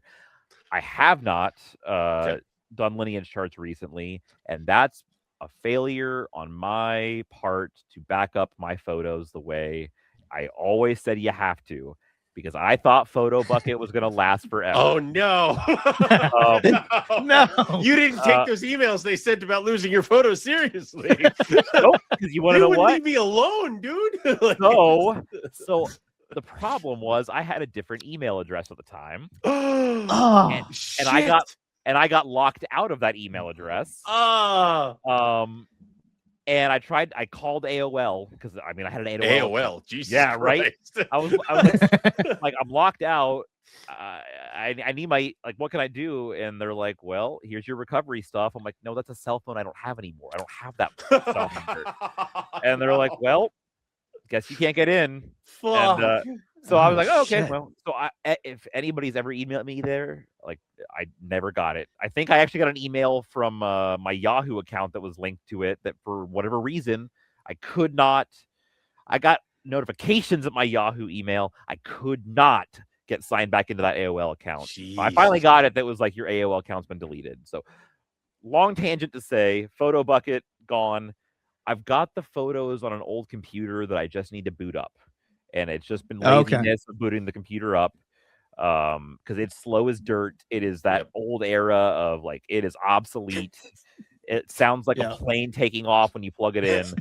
I just know it's going to be an entire Saturday or an entire Sunday of dealing with it. But I would like to get back to doing them. A friend of mine brought it up to me recently. He's like, why haven't you done those? And I was too abrasive when I brought him up originally, and I kind of got dejected from it. And that's just, and I look back at it and go things could have been differently. I could have been done differently, but I still firmly believe it would be so stinking cool, whether you're a purist or a locality crosser. God, wouldn't it be cool if you had the best looking, craziest carpet and you look back at it and it's like, oh, wow, there's a hypo breadlie. Oh my God, Madame Blueberry. Oh my God. There's a reason Nick puts out lineage charts on all the animals he produces a year. He's like, here's a link. If you bought it, here's the number. Go get the chart, and you can see it. And it's weird because, my scrubs came from Nick, and I went and got their lineage chart off his site. And I know they're F2s or F1s or whatever. So it's only these two animals that were wild caught. There you go. Yeah. But it's still cool to have because I can now add them to it if I get them to produce. So, like you, Dave, I got a lot of shit back in those days about trying to push lineage charts from the group. Oh, the group over here, the old head. And hey, I was just, and they're like, "Why are you doing that? You're making us have to do more shit." I didn't want to do it, and I was like, similar to you, Dave. I was like, I don't give a shit if it's a morph cross. I'm doing lineage charts with everything I got because not for anybody else. I don't give a shit if anybody asks for it. I want to see the history because to me, I love the history of herpetoculture. To me, being a part of that time and being a part of that history, I want to make sure that that's preserved for the next generation. It's sort of like why MPR is still going or whatever, because it's, and I was talking to, I think I was talking to Owen about this like a couple weeks ago. And I said, probably the best thing that the thing I love most about doing MPR and why we still do it and and all those things is because to me, it's a living record of the Morelia hobby from 2011 till current. You know what I mean? Like, we've talked to everybody and anybody, some are no longer with us, that had anything to do with the MP days, or, Yasser, I still didn't get him. One day I'll get him. But you know what I mean? Like, just to get those people on there to say that. And we were listening back to the Scrub episode, and like I gave Owen a lot of shit about that from back in the day, because like, and it's not his fault. He wasn't excited about Scrubs. I was like, shit, we're doing a Scrub show, and then I'm sick, and then Owen just has to show up and read a paper, and like he's like, I don't know anything about these things. What are you doing to me, man? So stupid. But like, even back then, you're listening to Blake talk about, like, I wonder about breeding Halmaheras and, like, and it's just like, oh, wow, man. And now we've done it.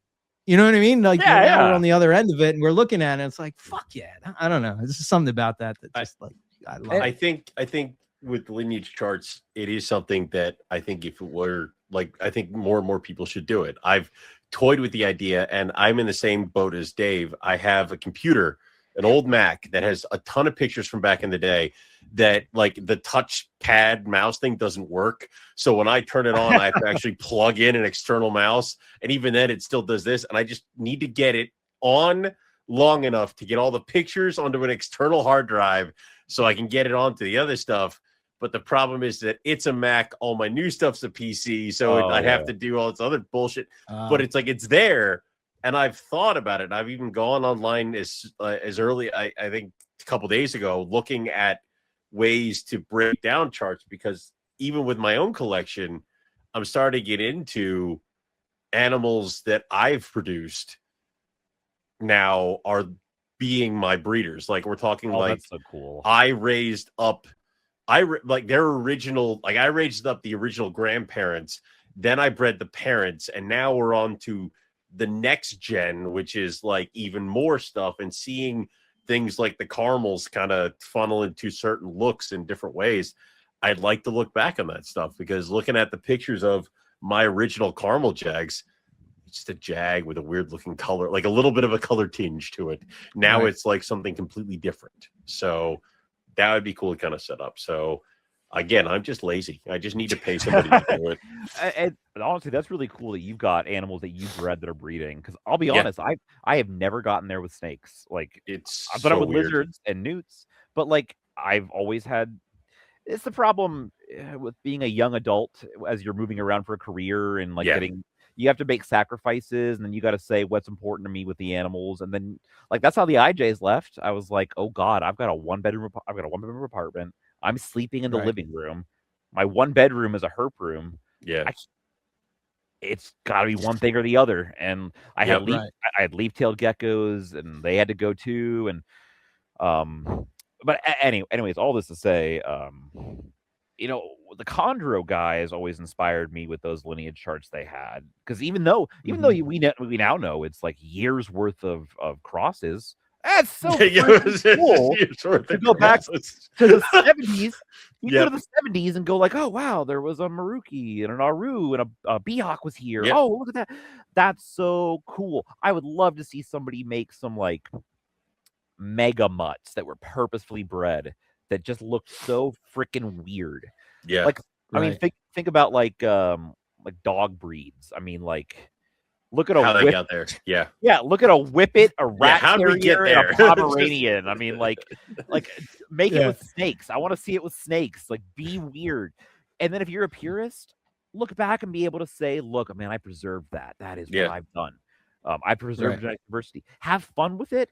I just think it's important." And but back in the day, it was like I used it as a purity debate thing. That's all bullshit. Just make animals that are good. That's all. Make animals that are good, that you stand behind, whether you're trying to make pure or crosses. You have it there, and then one day, maybe 60 years from now, there'll be some little neophyte keepers looking back at lineage charts that we all of animals we produce, the way we look at those chondro guys. Yeah. The old Trooper Walsh papers of like his little lineage charts. I mean, like, sure. That's what I envision. I want to see somebody get a diamond jungle cross 50 years from now. Doesn't even look like a diamond anymore. It's its own thing. And they've got this lineage. So they know where the chart. Like, yeah. I mean, if you think about it, I wonder what that guy Dave Kelley was like. If they wanted to know, and let's just say that it's 50 years from now. Let's say that we still have podcasts and stuff like that. They could go back and listen to what you had to say. You know what I mean? Like, I mean, could you imagine if I don't know if some of the original guys back in the 80s and 90s, or even if you want to go back into the 70s, with the importation of animals from Australia, had set up some kind of lineage chart with even like, we're talking like crappy Polaroid photos or something like that, that had somehow been preserved. How far back could you go back and be like, and this is where the jungle started turning yellow, like, and you just kind of go this way and all this other stuff. It's like you could literally just sit back with pages and pages. Like we have, like you said, dog breed lineage stuff that goes all the way back. You'd be like, and there's where they added the bulldog that became this thing. Like, and that's how they made it that way. Like, you know, and it's all that stuff. It would be very cool to have that. We've heard old timers say it, that jungle carpets used to be these tiny little things that lived in 15 gallons. Like, when did that shift happen? Yeah. What were those like? I want to. What happened there? Did somebody put something they shouldn't have? Like, it's funny you say that, right? Yeah. So we do this thing called Herp History, right? And basically we go and we contact older guys. Like we had I'm so glad that we were able to do this. Richard Ross. Ross, yeah. The guy that wrote the Blue Bible. Yep. To be able to talk to him. Dude, he's texting me on his phone. And, you know, I get a text and it's like, hey, Richard here. How's it going? You know, and I'm just like, what the hell? This is the guy that wrote the fucking Blue Bible. He's texting me, you know? And I know it's a little bit of like, you know, fanboy or whatever, but like, it's still like, dude, much respect to you. Because, like, I mean, the Blue Bible was the thing, and when we were coming up, like, if you didn't have that book, you were a loser, you know. That's like the funniest thing is that I'm like, how did you breed white lips? He goes, oh, they were in a crate and the power went out. I'm like, no, that's how they found out. It cannot be that easy. Like, right?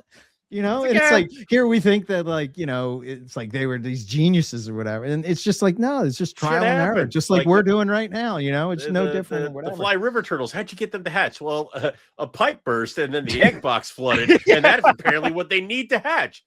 But you brought up those Atherton carpets, right? Yes. Yeah. So Keith is big into helping me secure some of these guests for this Herp History. Yes. And well, hopefully we make this happen in 26. I know his health wasn't the greatest, but we're supposed to get Hank Molt on. Oh, that's cool. That would be fun. Hank Molt, right? And I said to Keith, I said, I swear that he has something to do with these Atherton carpets. And he's like, dude, text him. He loves talking about that shit. You know, and I'm just like, wait, what? I can get the real story? Dude, you know, like how cool is that? Yeah, Derek Roddy said he got him from Hank. Right. And yeah, I'd love to know more. Yeah. And like, yeah, that's the coolest part about this. This, like you said, it's you got the same smile that I got. When I was like, well, the information's here. We just never asked. Like, And like, it's so funny looking back at all of this, going like, you know, remember the old Morelia Python forum days? It was everything was so black and white. Yes. Like that's not a jungle. This is a jungle. That's not a coastal. This is a coastal. Yes. And like now we've got things like iNaturalist where you can just go down the entire, like from the entire East Coast, Cape York, all the way to the bottom, all the way to Victoria. And you're like, oh, whoa, these look weird. Like the more you look at carpets, the weirder it gets. And we just had such a nuance. We had such a, like a hard and fast rule for it. And you can't blame us. Internet was, you know, the internet wasn't. We were developed. looking at what we were looking at. Yeah, and that's what you saw. And like, I haven't been to Australia, but now you guys have, and you guys are like, oh, yep, it's different. It's weird. Like, And then like, remember what was his name? Roger. He would always put photos of field herb carpet and go like, people would fight him. I know. That's not a jungle. I remember. That's not a jungle. Yep. He's like, that's not a right jungle. outside my door, mate. What are you talking about? I can tell you. And like, it's so funny to think back at it, and and now we've come full circle and gone like, oh no, those are jungles. Yeah. Like, oh shit, maybe our coastals were jungles, and then with now that, they're the same now. I mean, exactly, they're the same now. But even then, I'm not going to breed a jungle to a coastal. I think they should be kept separate. Yep. But I see where the mistakes that could be made, and that jungles up in the north are more closely related to coastals up in the north, because of course they are. Like it's hard to get into that, and of course when you're coming up to it, you're just regurgitating what you've been told by the people and you pick your camp, are the experts. And you pick this camp or mine that. Jungle, light side, dark side. I think Jag is good, And then when you've been doing it long enough, you're just like, oh, I don't care. Like, I just like my snake in the box. That's all I care about now. I mean, I don't. I have my preferences. Right. I've got diamonds I certainly would not buy, but I'm not posting about it all the time, and we're not having purity debates online anymore because there's no point. Right. Because, and so we won't go into it because I don't. Number one, I'm too new to it that I really don't like talking about it. But falconry, I heard an older person I heard at a falconry meet I went to, which is kind of like, I don't know. He was just being really nice to me and telling me about what it's like. And he's like, now, as you go into this, I want you to remember something. The way that you do things with your bird is different than what he's going to do with his bird. And if it's healthy and happy, and if yours is healthy and happy, shut up. No one cares. I love that. And I don't know why it took me that long to think back and go like, oh, yeah, people were saying about snakes, and I never listened. And here we are now. And it's like, oh no, I should have listened, because guess what? One day we're not going to be here, and do we want to be remembered for producing cool snakes and being nice, or do we want to be remembered for the Facebook wars? Yeah, like it's not worth it. It's not, or the Morelia Python forums, forum battles. My God, I mean, like those were fun to watch. What's funny? I have a green book under here that has a lot of those arguments, like screen pictures. Yeah, I printed them out and put them in a binder. It's like it's pretty wild to go back and like look at some of this shit. When the last forum person dies, we burn the book. Remember what was the tiger debate? Was like, I don't know, 55 pages long. And it was every single baby produced that year. And I still laugh at this one, and it wasn't done intentionally, and I don't think she knows how funny it was, but it was a diamond python purity debate, and Amy Knoyer had posted something in response to it, and then I went back later to like read the thread again, and it was just edited that said, "Oh, staying out of this one," and I nope. and I still laugh about that to this day, and I don't even know if she remembers it, but like, whoop, nope, never mind. That was great. That's what I miss about those. But yeah, we just saw Sean Christian at the the Texas Fest. It was Carpet really Fest. cool hanging out with him again, and seeing him still doing snakes and stuff like that. He's under the radar and stuff, but I saw him at the last NARBC Dallas before they moved it. And I was like, oh, wow, Sean, it's David Kelley. I got my first jag from you. And he's like, oh, cool. Do you still have it? And I had to be like, oh, no. No. Oh, no. Actually, I don't have it, but I do know who still has it. And as far as I know, he's still doing great. Still kicking? There you go. Yeah. Awesome. Very cool. You don't hear many old jags. I mean. No, you don't. My dad got one to 18, and he was really torn up about it when it died. 18? So I texted people. I was like, all right, oldest jag, go. And they're like, I don't know, 8, 10. And like, I sent them a list. I was like, maybe 18's okay for a jag that, spins and can barely function, I would say a lot of the Will Leary, like Madame Blueberry Benjamin, I don't think half of them made it into their teens. Yeah. And I think that was because it was one of those, like, everybody had an MBB Benjamin jag. Like I did, Howard did, a lot of people did. And we're all like, when did yours pass? And it was like all around the kind of the same age. Yep. And we had gotten a couple clutches under our belts, but of course also, I think we got them too big. I think we did this. I think we did that. And I think it was just a culmination and stuff like that. Like I want to say my oldest jag right now is probably 8, maybe 9, but right. She was born in house, so I've get all that. And his was it was a tiny male that he kind of fed sparingly. You know, it happened to And we can't blame ourselves. Nobody knew better. It was coastals are big. We feed a bunch, and it's different now. And all we can do is do better with our own. You know, it's like I talked to some people who were like, I fed my breadlie a rabbit. I'm like, dear sweet Jesus, what are you doing? Like, it is. Please stop. But what's funny about that is rabbit is so lean that I want tiny rabbit. I don't know what to do with that.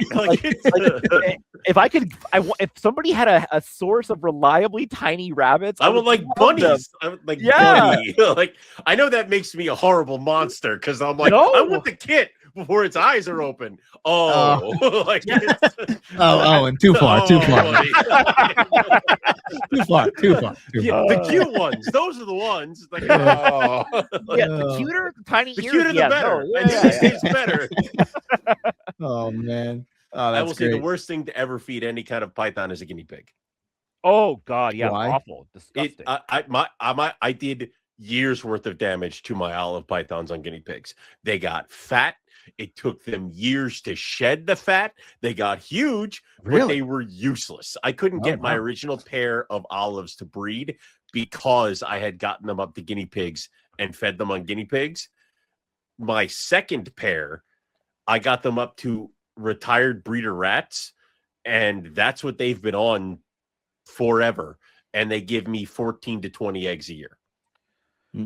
Oh, and that's something, if you ever if people ever get bored and want to, I guess, waste some feeders, if you've got, like, I had some lizards I was cutting up some different prey items for, obviously the bird, but I had some quail from a local guy, and I had some quail that I had ordered. My God, those quail I ordered, I wanted to vomit. Like, I legitimately gagged when I cut it open. It smelled terrible. It was disgusting. Really? And it's from somebody. It's from a vendor that I'm not going to name, but I'm sure you can guess. I hear their pros. It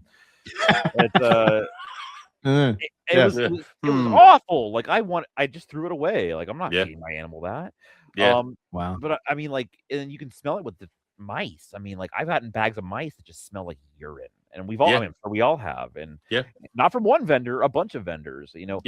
Bald spots, you thaw it out, the hair all falls out. You're like, I don't know if I want to do this. So and like I had some pinky mice that I was feeding some animals, and they kind of smelled weird, but I was like, oh, they're small, let me just offer it to them, and refuse. And I got another bag from a different vendor. They ate immediately. I mean, like, the animals know too, and I do wonder how much of it is, in some instances, that. And I've heard arguments. I'm like, well, they eat roadkill in the wild. I'm like, yeah, that's true. But maybe the roadkill smells better than whatever I just thought out. I mean, like, or maybe it's like fresh roadkill, or they're desperate because they live in the wild. Like, exactly. I'd eat roadkill too if I had to live outside. Like, exactly. Damn you, Owen, and your facts. I mean, come on, listen, we've all thought it. No, just me. Weird. But you mentioned your bird a couple times. What kind of bird do you have? So I'm definitely not an expert. I need to make that super duper clear. The way falconry works is that you are an apprentice, and then you are mentored under somebody. They have the right to say, I don't like what you're doing. I don't think you should be in it. Give me this. I'm going to not be your sponsor anymore. You got to find somebody else, or you're done. Okay. So, like, I'm in that stage right now. Obviously, talking about it's not a big deal, but it's one of those things where I want to be careful because I could not know less. I still struggle. I am definitely not an expert. I call my sponsor daily going, I feel dumb. I don't get it. But right now, as an apprentice, you can generally in any state fly a red-tailed hawk, and I've got a little red-tailed hawk I'm flying right now. So he's been a blast. Cool. That's what this little guy back here for. Food. Food for the hawk. Yep. Next year, I'll bring this little guy out with me. That's what he's. He flushes. He flushes for the hawk, and the hawk goes to gets it. Yep. Okay. Yep. And Cool. he's asleep right now, thankfully. But... Got your own little army going on there, man. You got, you're ready. I'll say this, my actually my falconry sponsor and my friend Jake, they're both pharmacists, and for them, herps are the same to you. It's their escape. Yeah. And then, like, for me, I'm looking for an escape from the herps sometimes. So, like, being outdoors, whether it's herping or doing this stuff, is kind of my escape right now. And gotcha. It'll all change. It all comes in cycles. I'm sure in a couple years, I'll be a little more subdued about this, and I'll be into something else. But that's what we got to do. We got to do what we got to do to keep life interesting for ourselves. So I mean, that's the whole point of it. And then you got your herd of tortoises that all the different species you said. So we to be fair, we're definitely going to slim that down because like at a certain point, I went, my God, what have I done? Like, well, here's where I'll say, and I'm sure we've lost the plot here. I'm sure everybody's tuned out. But with tortoises, adults, stupid easy to take care of. And I'm sure as Owen's finding out with leopard tortoises, babies, you got to get those environment perfect. Otherwise, those shells are not going to be perfect. You need to keep great micro habitats. You need to have high humidity. You almost need to keep them in a closed chamber with barely any airflow. I mean, think about it. Where's a baby tortoise going? It's going into these little horrible mud wallows or grass clumps where it's always humid. There was a presentation at Turtle and Tortoise Preservation Group where one guy was doing it on Galopsy rays. The babies were always in grass clumps that read 90% or more humidity. But it was like 30% humidity out in the open. And that is where we've now found pyramiding comes from, the majority of it. So we thought it was dietary. Now we know it's the humidity. Dietary can play a role. You feed them crappy food, they're going to have skeletal deformities. You feed them too high in protein, the shell still might grow wrong, but humidity was the missing factor. But they're developing in these clumps. So every morning it's waking up, running in there, misting everything down for all the tortoises that I'm keeping inside, particularly pancakes, because not only do they pyramid easy, they're squishy. They dehydrate easy. They're the Egyptian tortoises. If you don't miss an Egyptian tortoise down enough, not only do they pyramid super easy, that's how they know to be active. That is their because they're living on the fog coast or a fog desert. If that fog doesn't roll in, they're like, I'm not going out in the desert. It's hot out there. When the fog and the humidity rolls in, then they're out zooming. So there's a lot more nuance to tortoises than I thought. Wow. So that's interesting. It's at a point where I for the sake of my mental capacity, I'm going to narrow it down to a couple things. Outdoors, even outdoors, I was like, I love Russian tortoises. They'll breed outdoors. Not when you have clay earth as a substrate. When the Russian tortoise can't dig down more than 3 inches, like, I'm just wasting their time. Yeah. I can add sand pits in there, but then the rain washes that away and you got to rebuild it again. So then you're just flushing sand pits. And then I'm paying to have sand brought in. And so, and this all goes back to what we talked about in the beginning. Do what's best for your herps and with your collection and what you can do. And that's why I'm at a point now where if it can't live with a diamond python for the most part, it doesn't live here. Yeah. I had some Trans-Pecos rat snakes that I really loved. I collected my own. I was stoked. Turns out when you've got a really wet year in Kansas in my basement, Trans-Pecos rat snakes hate it. Oh wow. So I got rid of them. It sucks. I wasn't happy about it. So I guess that's some advice I'll throw out there for anybody listening. Don't be afraid to call the quits if you realize you're pissing up a rope, so to speak. Like the animal's not loving life, you're not living life. Don't quit to quit. Quit when you know it's unfortunately the only path forward. Know your limit and know your line, and then just if you got to call it, call it. But it's weird because I was talking to a friend today that was because it's just dry winter right now, and they have a pretty big collection, including tortoises and stuff like that. And they were showing me that they made a fogger out of a trash can. That's and it is a large, like, gray brute trash can that has all the mechanics in it and like a computer fan. And they showed me it's just like spewing mist out of it. And I'm like, Jesus Christ. They're like, Wow. whole room's great humidity. I'm like, damn, like, that's insane. They're like, yeah, rats chewed through the top of this lid, so I just converted it into this thing and made this whole big thing. I'm like, so all your animals now are humid as shit. Like, it was, Wow. and they're like, oh yeah, I bought the guts if you want to make one of yourself. I'm like, why am I going to put that in my house? Like, the walls would dissolve. Like, it is. But it's like watching that stuff. I'm like, yeah, you just made a giant ass mister that covers your entire room. But Right. that was a way of combating the dry air in Pennsylvania. But I can only imagine some states it's worse.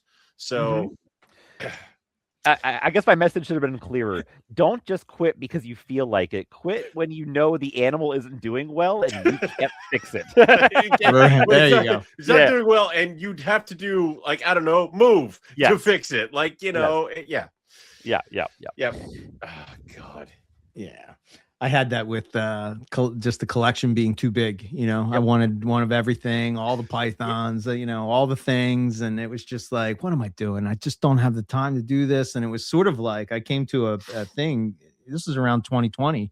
It's like either I'm going to do MPR or I'm going to have a big collection and breed snakes and sell them. And it was like, nah, I'd rather do MPR.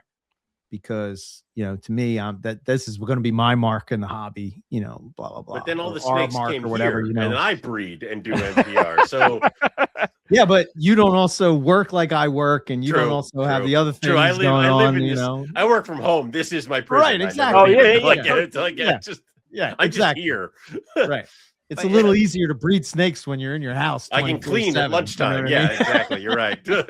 And I'm with you. But I had the same problem where one day I did a rodent bill and went, God damn it. Like this is where all my money is going. Like it's $800 every couple months. It became not enjoyable. You know what I mean? Yep. Like it wasn't enjoyable anymore. It was like a chore, you know? Yep. And then that's when I felt that, like, if I start to look at this like this, my animals are going to suffer because I'm like, nah, I'm not going down there today. It'll be cool, you know? And then, you know, a day becomes 2 days, and then, you know, then what are you doing? You know, why am I doing this? You know? So Chris B. It's a hard call because you're like, I really wanted to be like Ryan Young and breed all the python. You know what I mean? Like, and it's like, nah, my thing is MPR. His thing is breeding all the pythons. My thing is MPR. So Chris stay in your lane. Brought that up to me. He's like, dude, you got to feel burnout. Like, he's like, you're herping like crazy. Your job is herps. Your hobby is herps. You got to feel burnout. And I'm like, yes, I do sometimes feel it. But you know what the trick is? You get herps that cool. And then you don't have to deal with them. And then while you're checking on them and they have water, you basically get an entire winter break. So that by the time about March comes around, you're like, oh my God, it's time. Like, we're gonna get pumped. Yeah. Like rubber boas. I feed my rubber boas like, I don't know, 3 months of the year, and then I'm like, all right, they're done eating, and I'm like, great, see you in the spring, and then they'll eat a bunch, and then it's a nice little like self break. The animals take the break. It's good for them. I get my break, and then it works.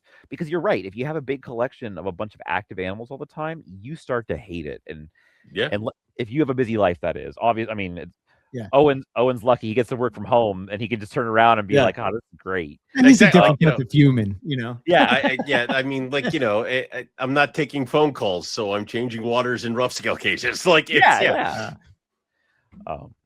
I'm also, 11 years older than you? Yes, you are. You are ancient in herp world. Remember? Yeah. No, wait, you didn't hit it yet. You didn't hit 40 yet. Yes, Dave's knees still work properly. Right. Yeah. Yep. So I 40. These are my now final imagine months. What it's like when you hit 50. Oh, it's already starting. Remember how you felt when you were 20s and then you hit 30 and you were like, yeah, I could still do this, but you know, I'm not going to drink as hard or do this as hard or play as hard or whatever, you know. I have 5 more months till 40. Then I There you imagine go. I just turned to dust. You'll just be like, poof. Yep. Like a I'm turtle turning, in its egg when the water hit them. That's right. I'm turning 34 this year, and Jesus. my friend Joey and I, we would go during like from COVID till about mid 2022. We'd go road cruising almost every night, and then we'd go to work the next day. And I don't mean road cruising like 30 minutes away. We were driving 2.5 hours, like 3-4 days a week. Oh shit! And then like we do some local stuff, but we're like, yeah, we got to get out there. We got to go. We come to find out long-nosed snakes are trash everywhere else. You can find them, but in Kansas they're rare. So we're like, we got to find a long-nosed snake, man. Like it's gonna be the night, Right. and we would just waste time. And we'd go to work, we'd be fine. Last year we did it once, and I was like, oh God, I'm dying. Like, and he's like, do you want to go out, do it again tomorrow? I was like, not really. He's like, no. He's like, yeah, me neither. And like, he's like, yeah, I think I just want to sleep. I'm like, yeah, me too, man. Like that was and like we don't drink, we don't smoke, we don't do anything like that, and we're still just like hungover. Oh man, it's a rough one. I remember doing my herpetology class in college, and it was like herping all night, and then going home, sleeping for 2 hours because then I had class, and it was like, yeah, I got it. I was like 19, like of course, yeah, I did it. Like, sure, yeah. Trust me, my friend. Trust me when I tell you. You know, it's like, okay, you just have to make choices, right? It's like, now I know if I want to go herping, I have to go to the gym every morning at 4 a.m. or I'm not going to be able to keep up with the 30-year-olds. You know what I mean? So it's like, okay, I got to do this now, you know. And can I just buy one of those all-terrain scooters and just follow you guys? You can enjoy the time you have left, and that's what you can do. Just enjoy it, man. Where you don't have to go to the gym at 4 o'clock in the morning, and you can just run up the side of a mountain and not. I can't. First off, I've never run up a side of a mountain. That was just never in the cards here. In your Owen Kelley fog state of listen, that was a funeral, like that was a fever dream. I don't even yeah, so whatever. No, you were smoking some peace pipe with the Aboriginals. Fine. I don't know what you were doing. Whatever gets it done. Yeah, but I'm with you. Like, we were looking for Crotalus cerberus this past summer, and like I was about 50 pounds heavier, and like I came back going like I gotta change because that sucked. Yeah, being being high elevation, and I'm trying to like look for a tiny or a rattlesnake on like a almost like a straight vertical like rock wall, and I'm like, all right, exactly. This sucks. Yep. Finding rattlesnakes is no joke, man. Yeah, depending on the species, but holy shit. And then coming from Kansas, where we're like flatter than flat, like no elevation. Next thing you know, I'm like in the mountains of Arizona and fat, going like, oh God, kill me. Well, and then one night, I got separated from the rest of the crew, and I was kind of like leisurely, and like there was a melosis. I was like, oh, that's cool. I'll just take some photos, and they kind of come back really slow and like, hey, guys, what's going on there? Mountain lion, and I'm like, no.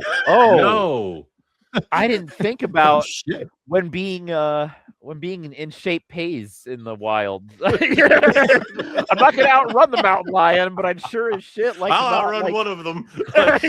We know which one of us is getting eaten. See, the one that didn't go my to the bets, gym. and the first sign of trouble, I crack Eric in the knee and then run. So yeah. I could hear me now.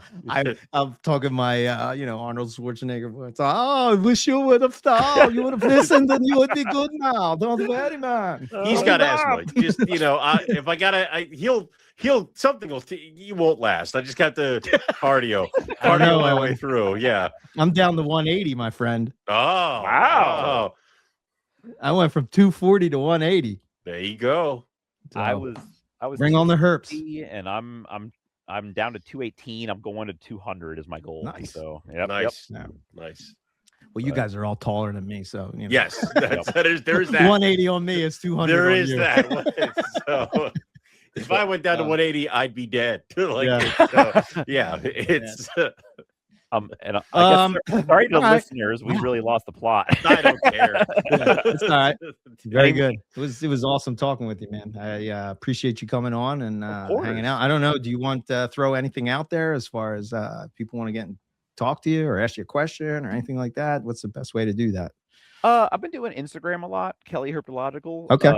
I think that for herpetoculture social media, it's the chillest, I think. Because people it's that instant gratification of oh, cool snake, and you picture, move on. Cool. Yeah, picture. That's all I want. That's all I want to do. Facebook makes me sad, so I just kind of show off my herping finds and my dog and what my girlfriend and I are up to. I feel so if you want to talk herps, Kelley Herpetological, you can find me on there. Okay. So. Cool. All right. Cool. I'll put the link in the show notes, and he's got great looking diamond pythons and other stuff on there too. So definitely go give it a follow. I will warn everybody that messages me. I can be terrible to respond. I will respond. Me too. But I can be terrible to respond. I'm not ignoring you. I will always get to you. I promise. Right. Awesome. Very cool. All right. I guess we'll leave it at that, Owen. And go in the Teespring store. Go on the other stuff. Get the coffee. All the things. Yeah, you know by now what all that shit is. And then we're doing carpets and coffee. I guess. Well, this won't be out until Tuesday, so we did carpets and coffee. If you were there, go back and listen to us on carpets and coffee. No, you did, and it was fun and it was great. Right. Remember that cool thing I said? That's right. Anyway, that's all we have for everybody tonight. So we'll say thanks everyone for listening, and we'll catch everybody back here next time for some more Morelia Python Radio. Good night. Oh no, I can't get to the. There we go. Just got